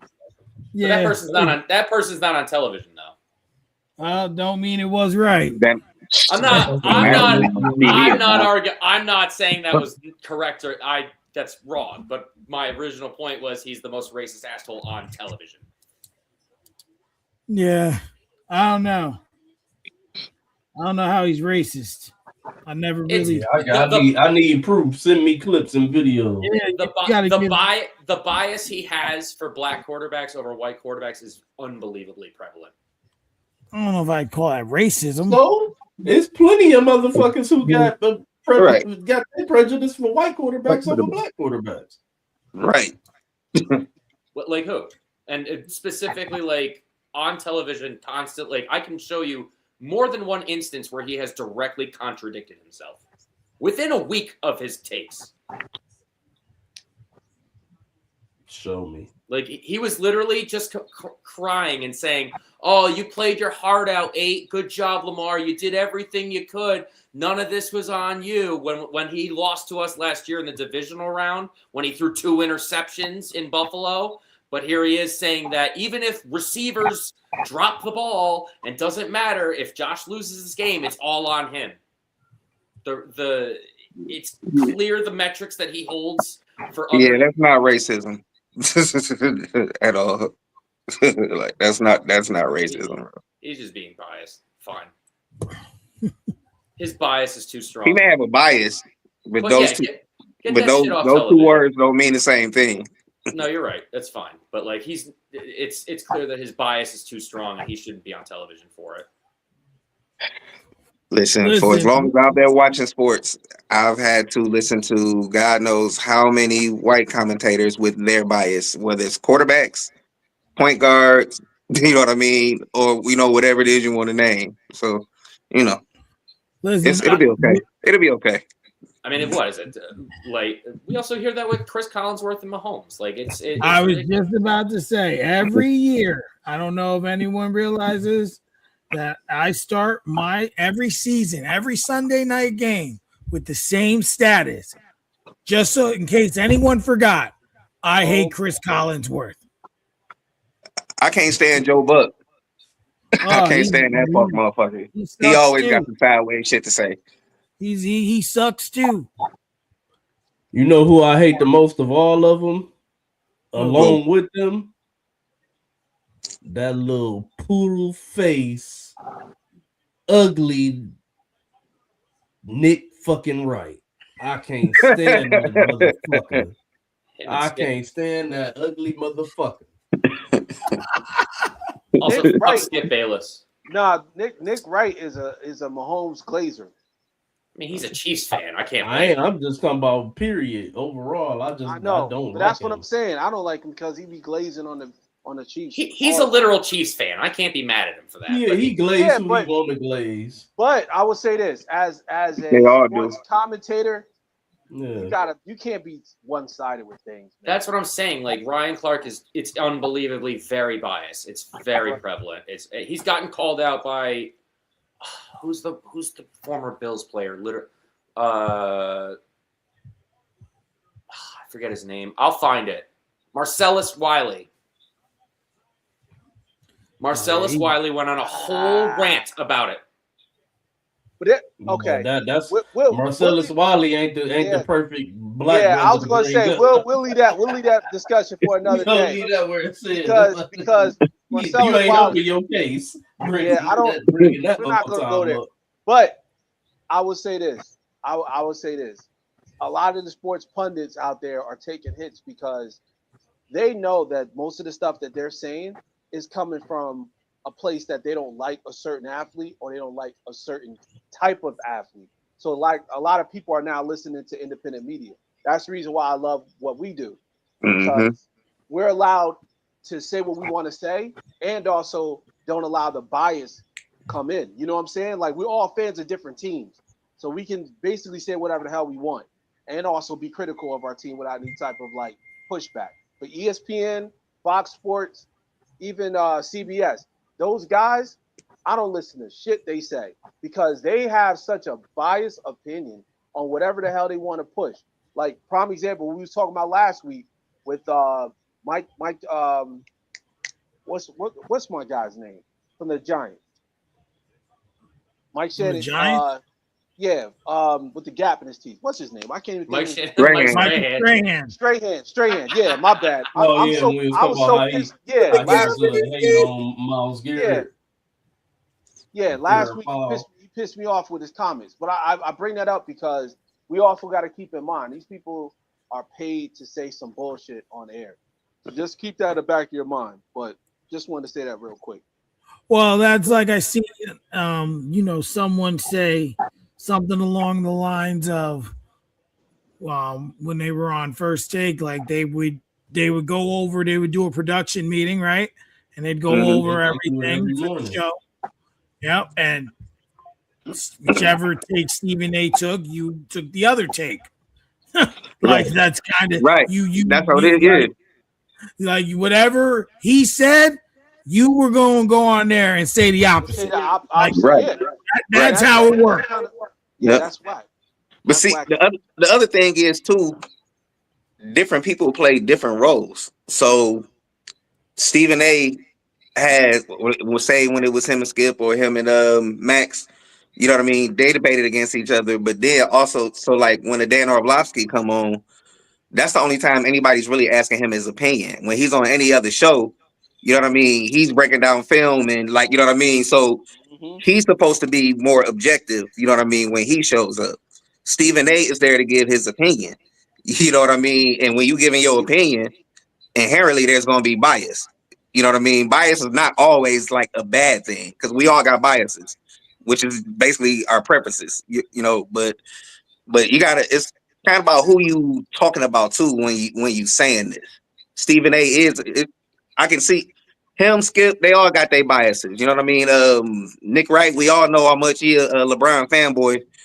You know what I mean? Like, and they all sports fans too. So they going like I said, they gonna have their biases. But some of them, I agree, some of them shouldn't be showing up with their opinions when it's not time to show up with their opinions. It kind of depend on what the forum is, what show they on, you know what I mean, and what they there to do.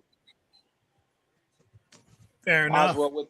By the way, it's 3-0-3 Steelers. By the way, Oh yeah, you already know I'm here. I'm here. TV's behind me, but right, got it right here on the tablet, baby.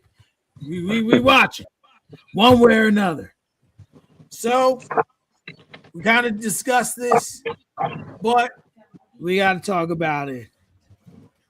Last night, the night game was the most boring of all the games we've seen. It was, it was a defensive chess match, excuse me. And I'm gonna start with Will on this one. Is this a feel good win for Drake May to get his feet wet in the playoffs? And is that win enough for them to have confidence to win this week? Every win in the playoffs is a feel good win. You know what I'm saying? Win to go home.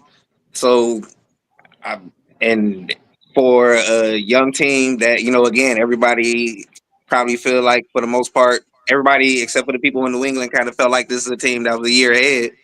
But you know what I mean?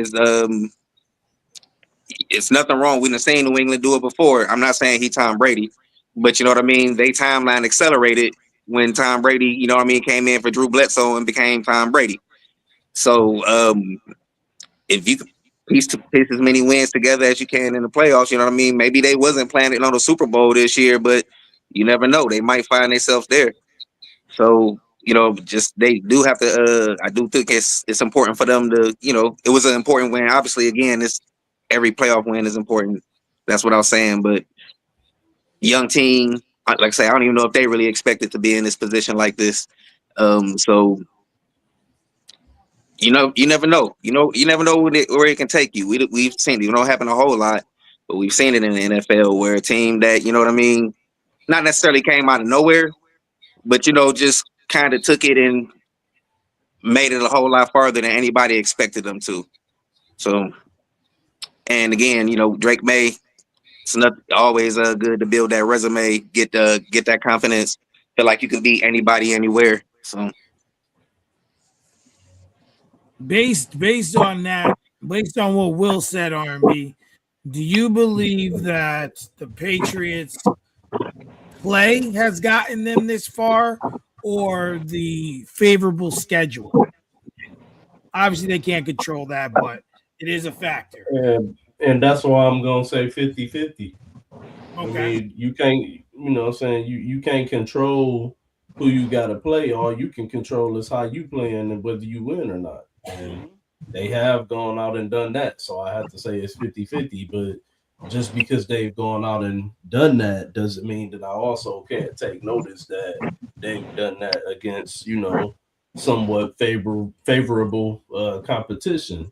So with that being said, the Patriots are just a tricky team for me. I don't really know how to look at them. I know that they are good. They are good. You know what I'm saying? Don't get me wrong. I think even with a tougher schedule, this team still, makes the playoffs. But are they the number one seed or top 3 seed? You know what I'm saying? Making the playoffs. So it's just real tough with them, man. It's tough with them. I really don't know exactly how to read them, but like Solstice has said earlier, I definitely think the Buffalo can beat them if they end up having them match up. didn't they beat Buffalo twice this year? I think they split. They split. Okay. They split. And we lost by 3 the first time, and we had 12 penalties, 3 turnovers. It took us shooting ourselves in the foot 1,000 times for them to beat us. Raj, in your opinion, win or lose this upcoming week for the Patriots, are there now expectations in New England? And if so, what are they? Well, we know that the Patriots have a championship or bust type of mentality when it comes down to playing with their quarterbacks that can reach that level of being a franchise quarterback. We saw it with Tom Brady, and now we're seeing it with Drake May. Drake May's up. Everyone had Drake May as like top 3, and when it comes down to MVP votes, so we'll see how that goes. But it's Super Bowl or bust at this point. So yeah, there's going to be those expectations, and I think just as much as we criticize and say that the championship window is getting smaller, for the Bills, the championship window is getting smaller for the Patriots too, because we know the AFC they got some teams, man. They got some teams coming, and if they can't find a way, go ahead. You gotta. I need you to show your work. So show me how you got to this answer, this math question, because I'm not understanding how you saying that the Patriots Super Championship window is closing already for a team that's just arriving with a second or third year quarterback. Brand new head coach. Brand new head coach. AFC is packed. Okay. You got teams like the Broncos coming up, right? There's other teams that didn't make it, like the Bills. I mean, not the Bills, the Ravens, the Bengals, the Chiefs. So that window's closing. This is probably the only time I can see the Patriots taking a run that the way they did. Like I said, respectably, the same way everyone's saying that, hey, that window for the Bills is about that big. So is the Patriots. Because do you honestly believe that the Chiefs aren't coming? Do you honestly believe the Ravens aren't coming? Those teams already. Do you honestly believe that the Patriots not coming? They one of those teams that's coming. Honestly, now I hear what you're saying is when you're talking about Buffalo because they've actually been in the mix. Right. So in order for it to have a championship window and for it to be open and for it to close, you actually had to been in the mix. Yeah. Buffalo's the team whose window is closing because teams like the Patriots and these other teams that you name are now here and coming. Right. But what I'm saying is that we are now witnessing a championship window without the top contenders that we're normally used to seeing. And to be quite honest, I don't. Could it be a changing of the guard though? Could it be a changing of the guard? I don't believe it is. And the reason I'm saying is because the Patriots was just at the right place at the right time. And to be quite honest, that showed last night. It was a defensive matchup where there was only one touchdown scored. One. So if they go up against somebody that can put up 2 touchdowns, it's game over. Barbecue chicken. It's simple math. I mean, if I can outscore you, then I win. The Patriots couldn't score 2 touchdowns. They scored a touchdown and a field goal. Yeah, but every NFL game is not created equal.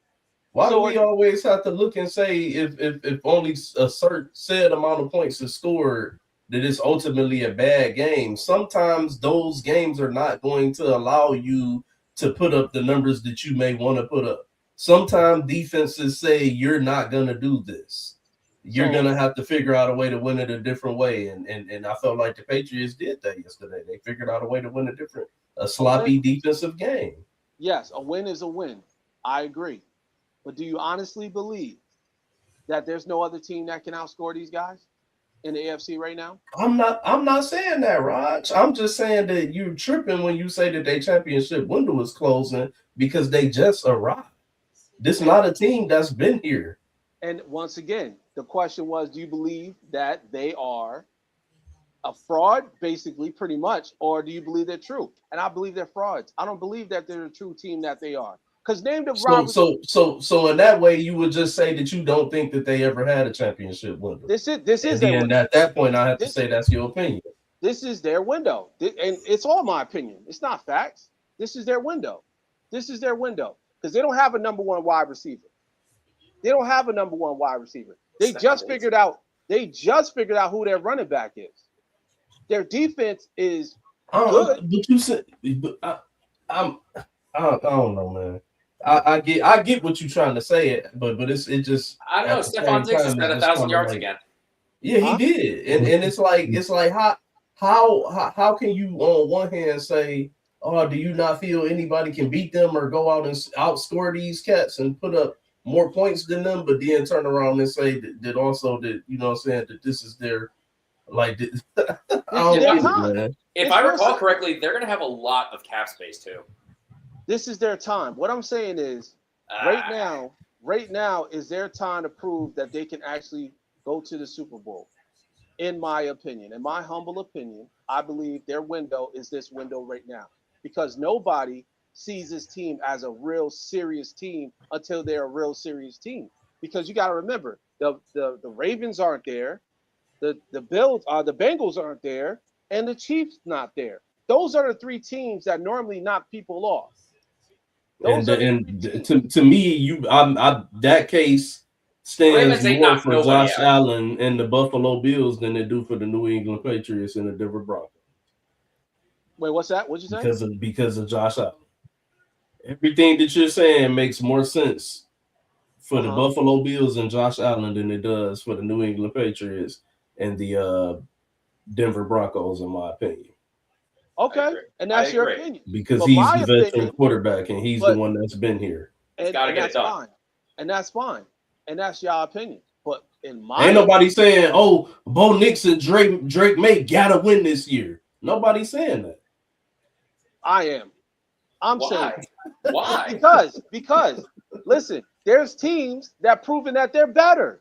That's what I'm saying. They didn't this year. That's why they're not playing. That's why they're in Cancun. And there's a lot of injuries. There was a whole bunch of injuries this year. But what I'm saying is the normal suspects that we normally see are the Bengals, the Ravens, and the Chiefs in the AFC. Ravens Now, don't send no one home. I don't want to hear it. But hold on a second.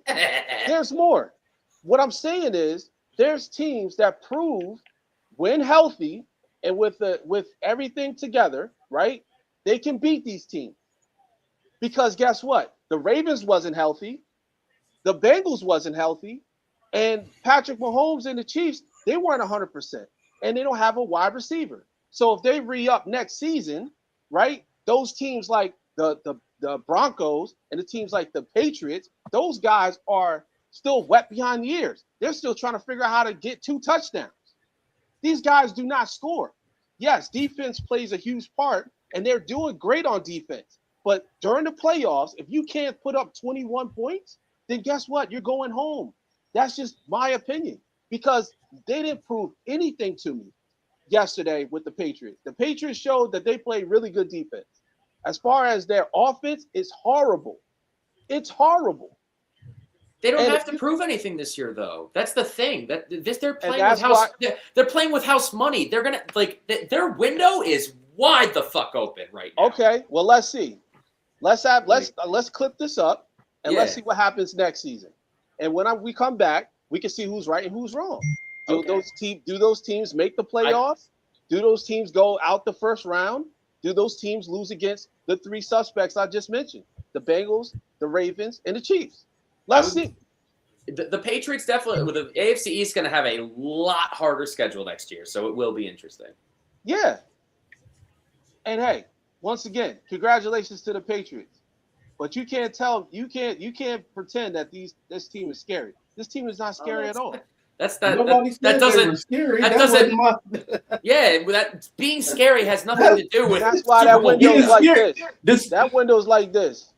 That's if you want to say that I feel like the New England Patriots need to try their hardest to capitalize to win this year as a team that we all felt might have been a year ahead of schedule, then okay, I can hear you on that. But to say that they window is right now and that's it, with the way that they've set up, they have a young franchise quarterback. They got a brand new head coach who's proven in the league that he can be a good head coach. They have a pretty good defense. They have a solid running game, and they got plenty of cap space coming up this offseason. I'm sorry, I don't disagree that their window is right now. Like I said, if you want to say they should be trying as hard as they can to capitalize on a weakened open AFC, I can't disagree with you there. But I do also think that if they don't capitalize this year, that they still will be set up to do so going forward. This season is already a success for the New England Patriots. Yeah, it's a success because once again, luck of injuries, luck of schedule, right? So I'm saying that I feel, and this is personal opinion, their window is now. If they don't find a way to win this damn Super Bowl, they probably won't get back for a very long time. That is the Buffalo Bills, man. That is the Buffalo Bills. We have like $4 million in cap space. We need to get it done now. What you're saying is the Bills, not the Patriots. No, I said both. More for us than the Patriots. And that's probably the case. That's probably the case. But what I'm saying is, for both teams, that's why I led my take. I said both teams, this is their time to win the Super Bowl. Now, I'm not saying who's going to win over the other because I don't know, because it can go either way. But what I am saying is that window is closing for both of these guys, because when the 3 teams that we're normally used to seeing in the playoffs come back into the playoffs, everything changes. I don't think you guys understand. The Ravens were not healthy this season. Even when they were healthy, they lost to us. I don't want to hear it. But they can win against the Patriots. You think they can't beat the Patriots? They didn't. They already lost to them. If they beat the Patriots, they'd be in the playoffs. They were not healthy. We are dying. The Bills are dying. Did you see Josh Allen almost die on the field? Our players were dropping like flies. We didn't have our main wide receiver, Josh Palmer. We haven't had Ed Oliver, our main defensive tackle, like all year. We didn't have our first round pick last week. Like, we are. I don't give a fuck about injuries. Like, they didn't make it. They weren't good enough. Okay, and that's fair. But once again, we'll see. They're not good enough. Clip this up. Let's see what happens next season. Can we bring some method to this madness, man? Some method to this madness. Oh man. So we gonna go down the divisional round real quick. I mean, So who we and then I hope everyone's got their running backs ready. I was not informed of that. Oh, you weren't? Uh-oh. No. Make it look, but make it not.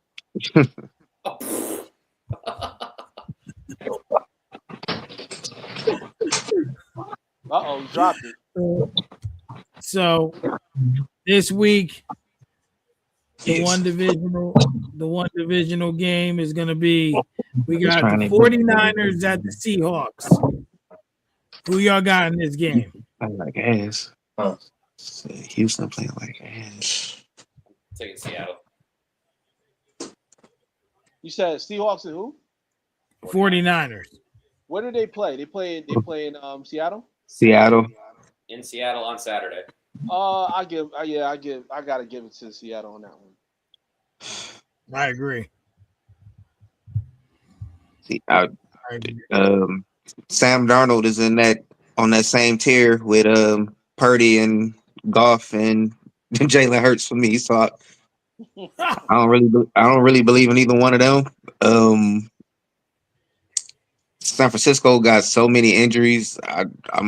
And it's always, even if you're healthy, it's tough to get a win in Seattle, especially in the playoffs, man. 12th man is real.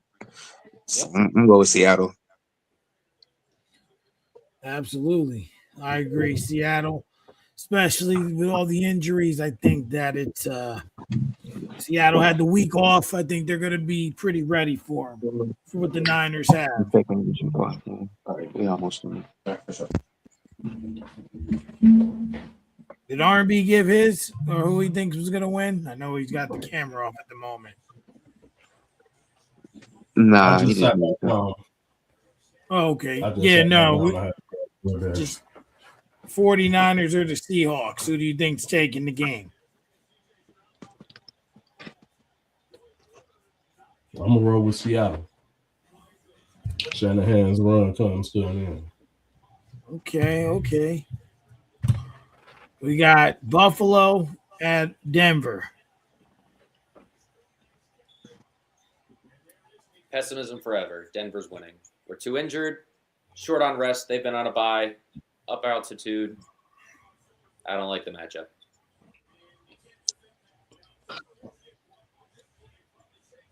Well, I'm just gonna say I don't give a fuck about anything that Agent Sosa's just said. I'm picking Buffalo because I'm picking Buffalo for the same reason that I picked them last week. Yep. Josh Allen gotta get it done. Yep, same here. Like I said, pessimism forever.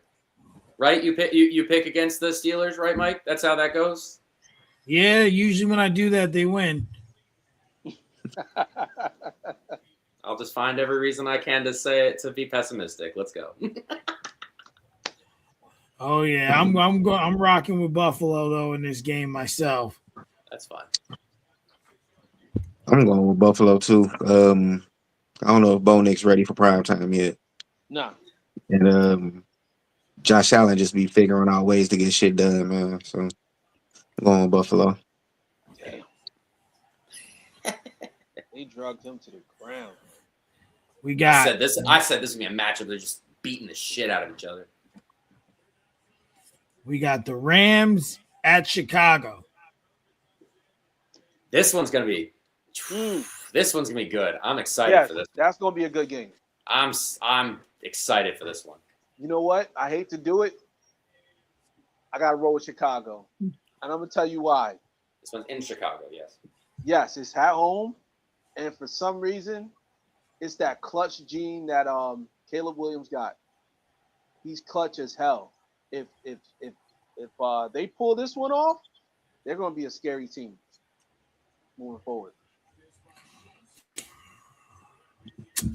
I can't. I've been rocking with the Rams all season. I think they find a way to get it done. Caleb Williams has to play a lot better. One half of football against this team isn't going to get it done. So That's all you need. it's all you need, yes. But like I said earlier, at some point he's going to have to play 4 good quarters or 4 mistake-free quarters. So I don't know if that's – I don't think that's this week, though. And against the Rams, he could do that, and it still may not be enough to win the game. But I'm going to rock with Los Angeles on this. I'm gonna take Chicago just because it's the windy city and Caleb has the stronger arm. All right, I can dig it. Fact. And if it gets cold, they're not going to know how to play. That's a fact. Good point. Good point, Brandon. Who's not gonna know how to play? Stafford played in Chicago once a year. You know what I mean? For how many seasons? Green Bay as Yeah, right. well. Yeah, he played in the dome. Green Bay too. Yeah. He's used to Stafford that. plays half his game in the dome. I don't want to hear it. Man, Yeah. what is it about Stafford that tells you that he can't play in cold weather? When has that ever been a thing? Last game. Where they put up 38 points, I think. 34, I think it was. 34, yeah.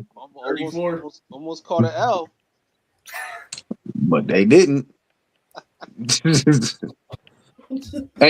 Everybody except for who beat the Chargers. That was only New England. Everybody except for New England almost took an L. Like every game, almost except for maybe last night. But every team that had the lead with 2 minutes lost. You know what I mean? The first 3-4 playoff games, like everybody almost took an L this weekend. We talking about Bryce Young, though, man. We talking about the Panthers, man. Them niggas shouldn't have been there. Then you picked up. Wait a minute. Then you picked up to win a division. I did, and they won. That division's horrible. That's my point. That division's horrible because I knew Baker Mayfield was going to run out of gas, and he did. That's not true. They had an injury-riddled season. Evans. Not a hurt-riddled season. Did Ibuka miss some games too? No, I don't think. Yep. He did. He did. He did. Yeah. Yeah. Godwin is a shell of himself. That team is fried. Evans went down. Like I don't know. All I know is when they was on all cylinders, I think they were 6-2. Yeah, 6-2. But we talking Baker Mayfield, man. And then they ended up 8-9. Shake and bake. All right, Raj, I gotta know, who do you hate more, Baker Mayfield or Ben Simmons? Ben Simmons. That's not even a question. Let me tell you, man. Ben Simmons, he finessed the NBA. He had 2 good seasons and he dipped. That dude is the biggest scammer in the NBA's history. That man right now is chilling somewhere fishing. So if we say shake and bake versus Baker, I gotta roll with Ben Simmons, man. Ben Simmons is a scammer. Shout out to his agent though. Shout out to Rich Paul. Rich Paul, he ended up walking away with a huge bag because of Ben Simmons. Oh man. And then the last but not least, the Patriots will play the winner of this game. Patriots beat the Steelers. Patriots lose to the Texans.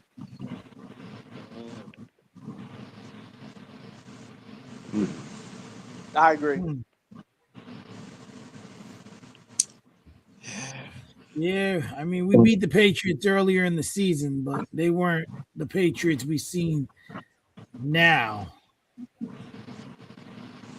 But I'm gonna go out a little bit on a limb and say they'll lose either way. Oh, cool.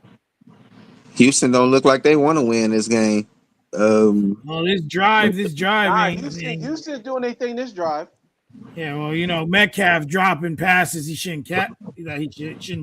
It's a problem, but Maybe he wouldn't be out there dropping passes if he probably wasn't rusty from missing the past 2 games, getting himself suspended. He's pulling the AJ Brown.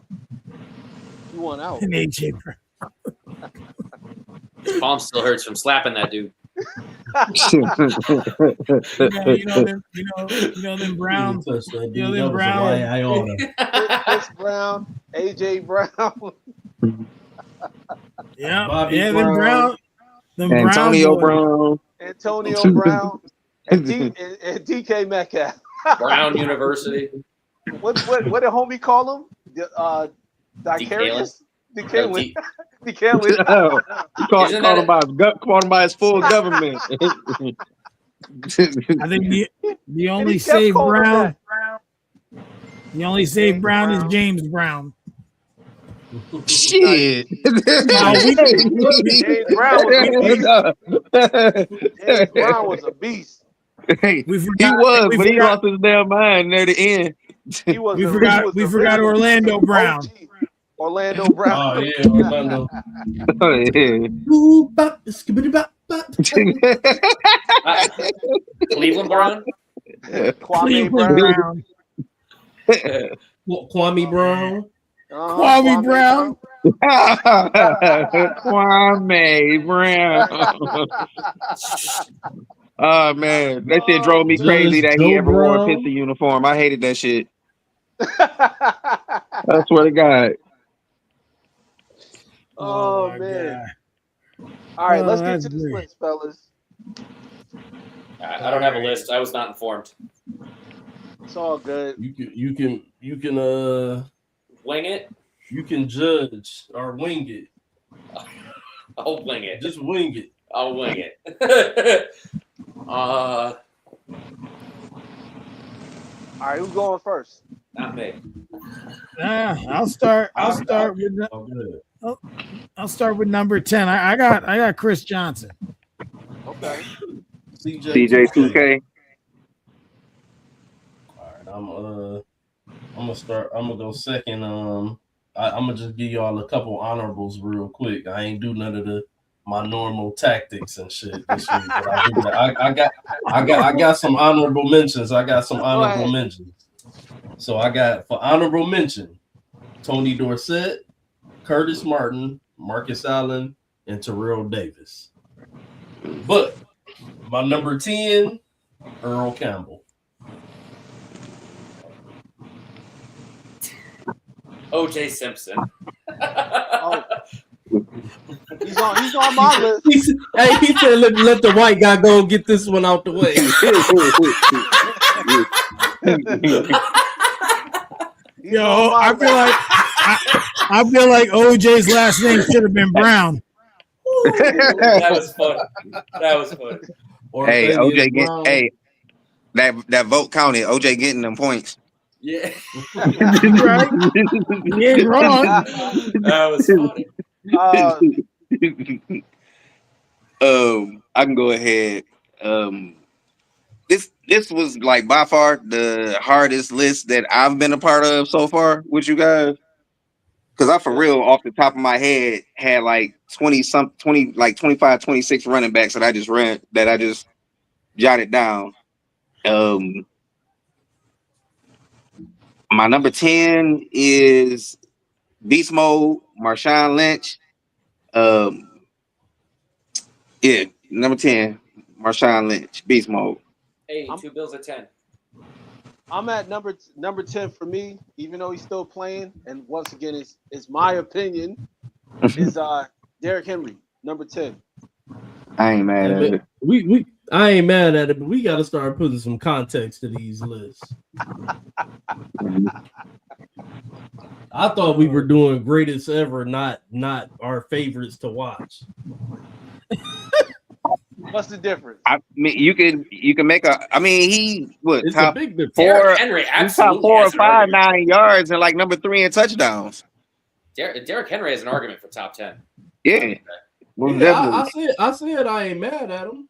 I just said we got to start putting some context. Just in general, because I'm about to go off the rails soon. Oh God, Doug Williams of the running backs. He gonna have Mike Vick in his shit. Why not? Why not? Oh, shit. All right, number 9. I'll start with number 9. God. Jerome Bettis, the bus. Okay, I got Frank Gore. Number 9 for me, I got O.J. Simpson. I'm gonna go with LaDainian Tomlinson. Just winging it.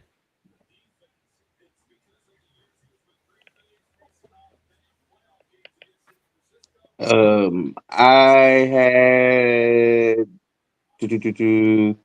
Edge, Adrian James, at number 9. Oh, that should be it. Yeah, I was gonna say that's intentional grounding.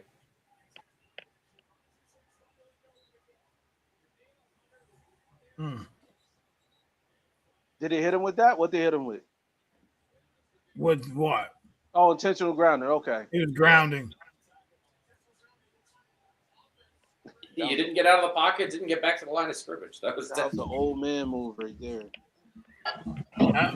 That was I'm not trying to die move. That's why I said old man move. Dude was coming in ready to kill him. He was trying to preserve his body. Well, might as well get ready to punt this away. What you call it? Are we on number 8 now? Yeah, number 8. Yeah, number 8. All right, I got O.J. Simpson. That's funny. I got OJ at number 8 too. Hey. At number 8, I got Adrian Peterson. Damn, you got him that low, bro? At number 8, I got Adrian Peterson. At number This 8, is an all-time greats list. Not the best I've seen. or like to watch. I'm gonna say. Number 8. Oh, you go, Will. Sorry. My bad. You go ahead. I'll go with Eric Dickerson. I also have Eric Dickerson at number 8. Bam! Look at us, Will. All right. Number 7, I got LaDainian Tomlinson.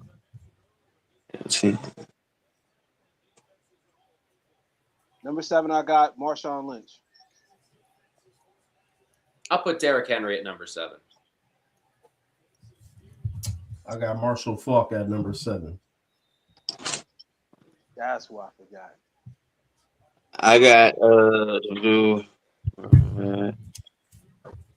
I got Roger Craig at number 7.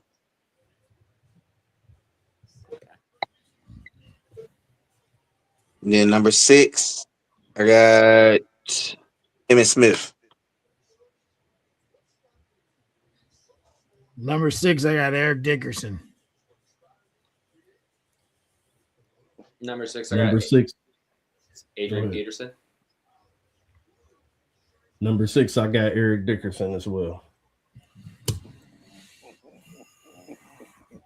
Raj, you laughing over there? Oh God, he's about to troll. He's about to troll. Oh, I can feel it. You gonna put Le'Veon Bell? Nah. Hey, watch it. He was an honorable mention in mine. Here comes Chris Ivory. Nah, I'm close. Close. I got Chris Martin. You said who? Chris Martin or Curtis Martin? Curtis Martin, excuse me. Curtis Martin. His cousin, Chris. Everybody hates Chris. Nah, Curtis Martin. Nah, that's I ain't mad at it. I don't think I would have him that high, but I ain't mad at it. He's up there. He's one of the greats. So that was a half a troll. Yeah. Come on, guys. I ain't mad at it. All right. Number 5, I got LT. I got LT as well.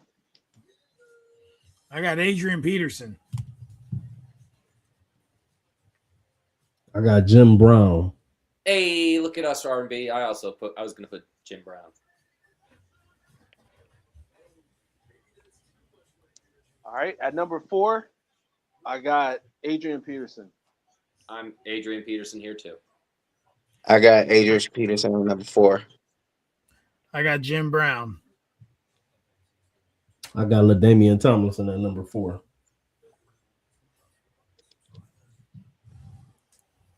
At number 3, I got Marshall Falk. At number I got 3, go ahead, Mike. I got Barry Sanders. Damn, at number 3. Bite your tongue. At number 3, at number 3, I got Eric Dickerson. Thurman Thomas. Okay. At number 3, I got Sweetness, Walter Payton.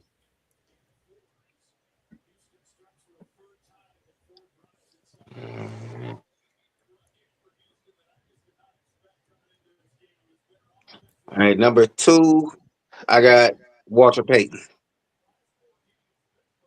At number 2, I got Emmitt Smith. Number 3, I got I Barry also Sanders. have Emmitt Smith at number 2. At Barry Sanders. I also have Emmitt Smith at number 2 as well. This man got Butterfinger. Right. Then number 1 is the only right answer, Barry Sanders. I have Barry Sanders at number 1 as well. I got Barry Sanders at number 1. Mike don't. But Walter Payton at number 1. All right, Emmitt Smith.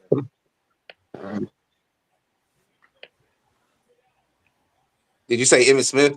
Yeah. Okay.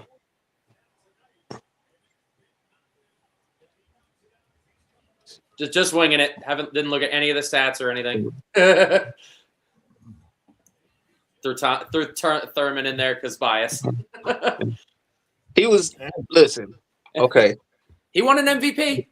Listen, I'm gonna tell y'all again the names that I wrote down just off the top of my head, that and not including the 10 that I had on my list. I had Thurman Thomas, Terrell Davis, Dorsett, Buss, Eddie George, CJ2K, I was about to say Eldon Campbell. God rest the dead. Earl Campbell, OJ,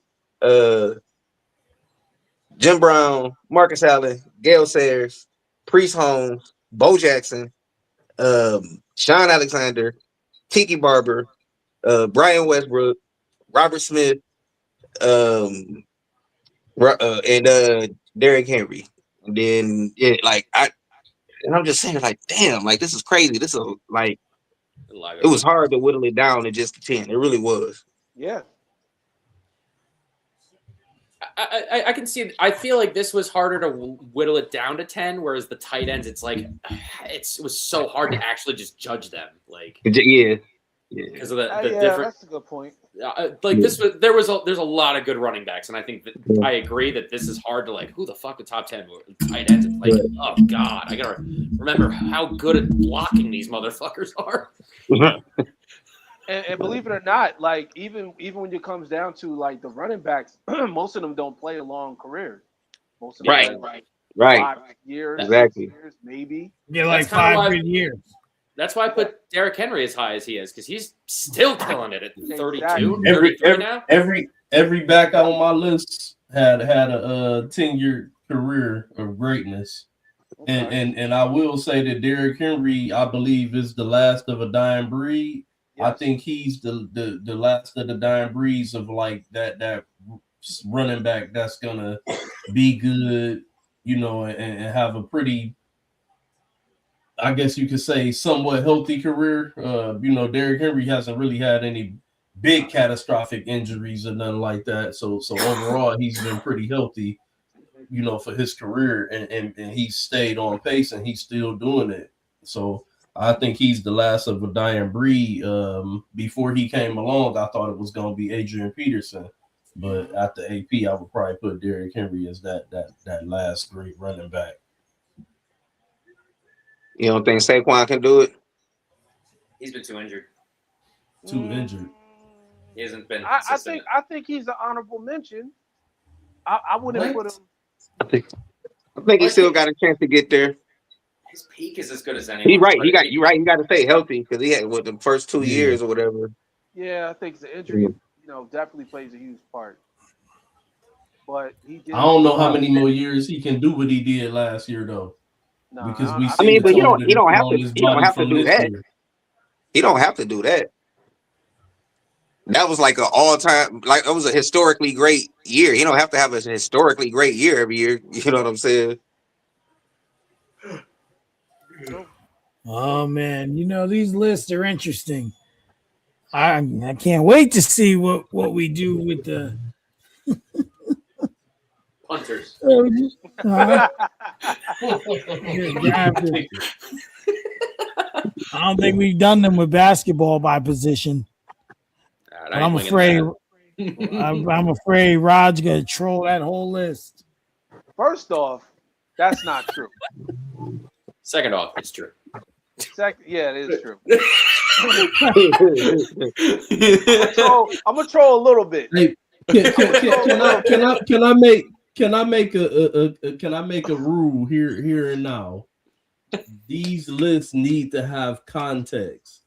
Okay. I don't care what context we choose to put on it, but we need to start putting some context on the list. Like if we're gonna say the greatest point guards in NBA history, I don't want to hear a list of people, giving me people that didn't even make the Hall of Fame, but they just like to see him play. Like, a motherfucker come on here talking about Nick Van Exel and shit. No disrespect to Nick Van Exel. Whoa. But if we talking about the greatest point guards in NBA history, I don't want to hear Nick Van Exel on somebody's top 10 list. We need to put context to these lists. He said Nick Van Exel. Nick the Quick was a damn good point guard. Oh man, Darren Williams at number 8. I got Darren Williams. What? Okay. Darren Williams. But for context, he is top 10 when it comes down to passing for Nets history. So you see my face? DeAndre Jordan at 7.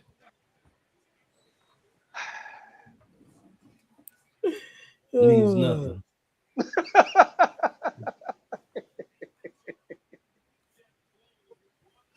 Oh man, that's great. That's great. Well, hold on, Mike. What was your question of the week? What was your question of the week? Remember, you said you was doing the question of the week this week. Oh, yes. Oh shit, I forgot it. Hold on, give me 1 second. Over 3. Let's while I think of it, do the players of the week. A player you used to enjoy watching.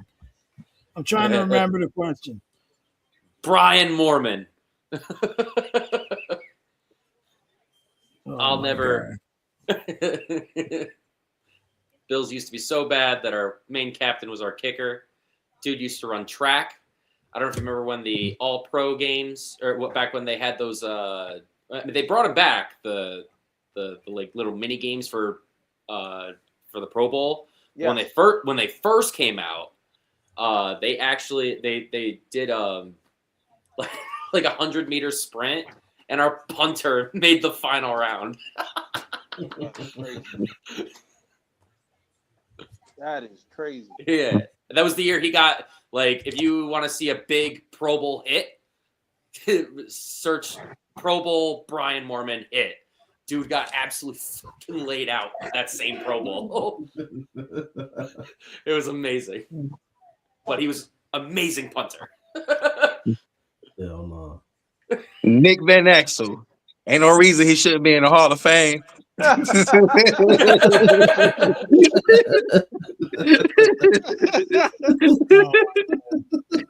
R&B hating on my boy. No, I'm just fucking shit.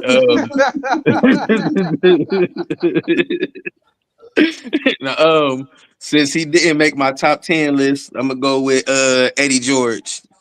You know what I'm saying? Like, I think I told y'all the Titans is my side piece.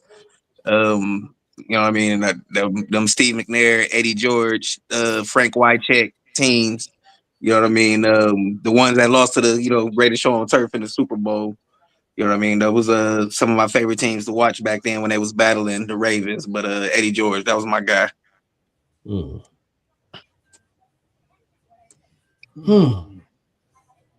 I remembered the question, but I'm gonna go with trying to think of a player. I was gonna forget the question. Well, I got it. I got a player I used to like watching, even though he only played one season with the Jets, but it was one magical season though, because we almost made the playoffs. I gotta give it to my guy Ryan Fitzpatrick. I knew it. Yeah, that's my guy. That's my our guy. Listen, this dude literally had me believing that he was going to make the playoffs with the Jets. We haven't seen a playoff since 2010, since the butt fumble, and it was 2015. I was like, we're right there. That's a curse now, huh? Like that's really the butt fumble curse. It really is. We haven't seen anything since the butt fumble. So that's my guy. Fitzmagic. Hell yeah. Bro, wait a minute. Okay, so you said Ryan Fitzpatrick, right? Yeah. And you said it was a magical season because y'all almost made the playoffs. Yes. Like, and look, no, the thing is, I'm not even hating, bro, because like when we was talking about the Browns last week, and y'all was like, you know what I mean? You want Deion to go to Cleveland? And I was like, no, nigga, because Cleveland is where niggas' careers go to die. Like the Browns, the Jets, and the Lions. We done had our success the last few years or whatever, but like, it was just like that. It was funny because it's like, damn, I remember when we used to feel that way about shit like that. You know what I'm saying? It was that bad. Almost, like not even kind of, almost. Dog, I still hold the memory of when Ryan Fitzpatrick outdueled Tom Brady one time. As a core memory, like. Yep. Hey, I hold that memory very near and dear because I won money off that. Didn't he come to the press conference dripped out? You know what I'm saying? When he come to the press conference real icy. Yeah. That was after he left Buffalo, but yes, he did do that eventually. But that I love Fitzmagic. Dude, that guy's amazing. I love him. Great pick, Raj. Great pick. Thank you. That guy's he's NFL gold, man, for real. You don't meet a lot. I mean, I know what's names like that too. The Kels brothers. What's his name? We just talked about him. Jason Kelce. Jason a lot like that too. Like their personality is bigger than what their game is. Even though their game is great, I'm saying like their personality, like it transcends beyond football. So I appreciate him, man, for at least wearing a Jets uniform. Wait, Raj, correct me if I'm wrong. So, like, one of the biggest, like, big things against Josh Allen for the longest time was he didn't slide. He's always taking, like, reckless hits. Yep. Ryan Fitzpatrick never slid. Oh, no, he ain't slid. He would lower his face every time. It was amazing. I thought he had a few concussions because Dude he was lowered. 36 still on the Jets and just running through people. He was I crazy. love Ryan Fitzpatrick. Yeah, he was one of the greatest. Man. Put on a Jets uniform as a quarterback. Well, being that we did running backs for the list today, a player that wasn't on my list or honorable mention that I actually did like watching, Brandon Jacobs from the New York Giants when they went and beat the Patriots, and he was that big 6 foot plus running back, big bull. Oh, yeah, he was a beast, man. Dude used to give defenses a problem. I'm gonna take Adrian Peterson today. He was great to watch. That season when he almost broke the record, man, I can tell you, that was an entertaining season for sure. Yeah, he tried hard to break that one too. You know what's crazy? You know what's crazy about you saying that? What's that? You know what he did right at the end of the season before? Tore his ACL. Yep. And he's the reason why we have these problems.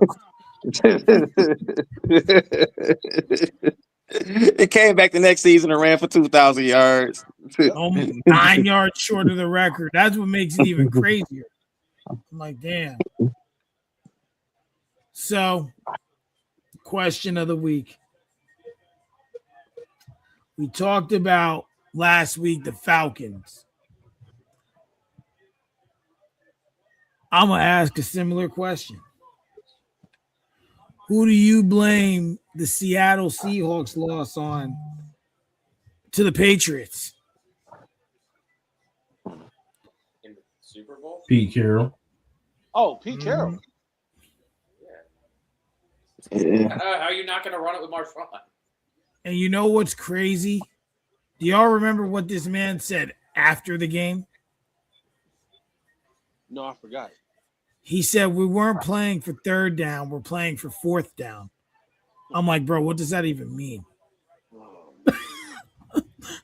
Like, what does that even mean? That's one of them responses that your girl give you when she knows she don't have nothing else to say in the argument and you completely demolished her. And then she just say some stupid shit that throw you off. Exactly. So some shit that sound clever, that hopefully sound clever enough that they feel like you answered the question without actually answering the question. You know, that was basically a fancy ass way of saying everybody play hard. We weren't playing for third down, we were playing for fourth down. I'm See, like, that's bro, why his ass got fired with the Raiders. well, he's just Man, he got fired for gambling one too many times on Geno. Shit, he rolled 7 on the come out the last time. He should have walked away from the table. He don't play for third downs, he played for fourth. Geno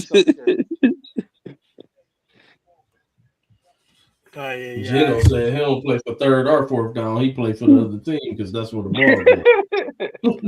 The other team. You can't have a be a black guy with an Italian mob boss name and be a successful NFL quarterback. It just don't work out. you talking about who you talking about? Talking about Geno. Geno. Yeah. you know who should, speaking of mob, you know who they should have kept? Jimmy Garoppolo. See, that sounds like a mob boss. Geno sound like a worker. Garoppolo sound like a family. You know what I'm saying? Garoppolo sound like one of the families. I would have kept him. Geno got to jump in front of the bullet. That fucking Jimmy, I want to take him out, but I can't because he's protected. Exactly. Geno ain't made. Yeah, Garoppolo's definitely made. Yeah, I would have kept him. Man. Even though he's a BS quarterback, but he's Geno made off his Seattle. He made off his Seattle run. What it is he the made man. That as soon as he got made, he started messing with the doogie.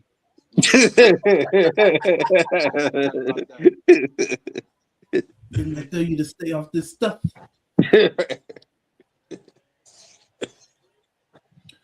Oh man. Oh well, another good show, gentlemen.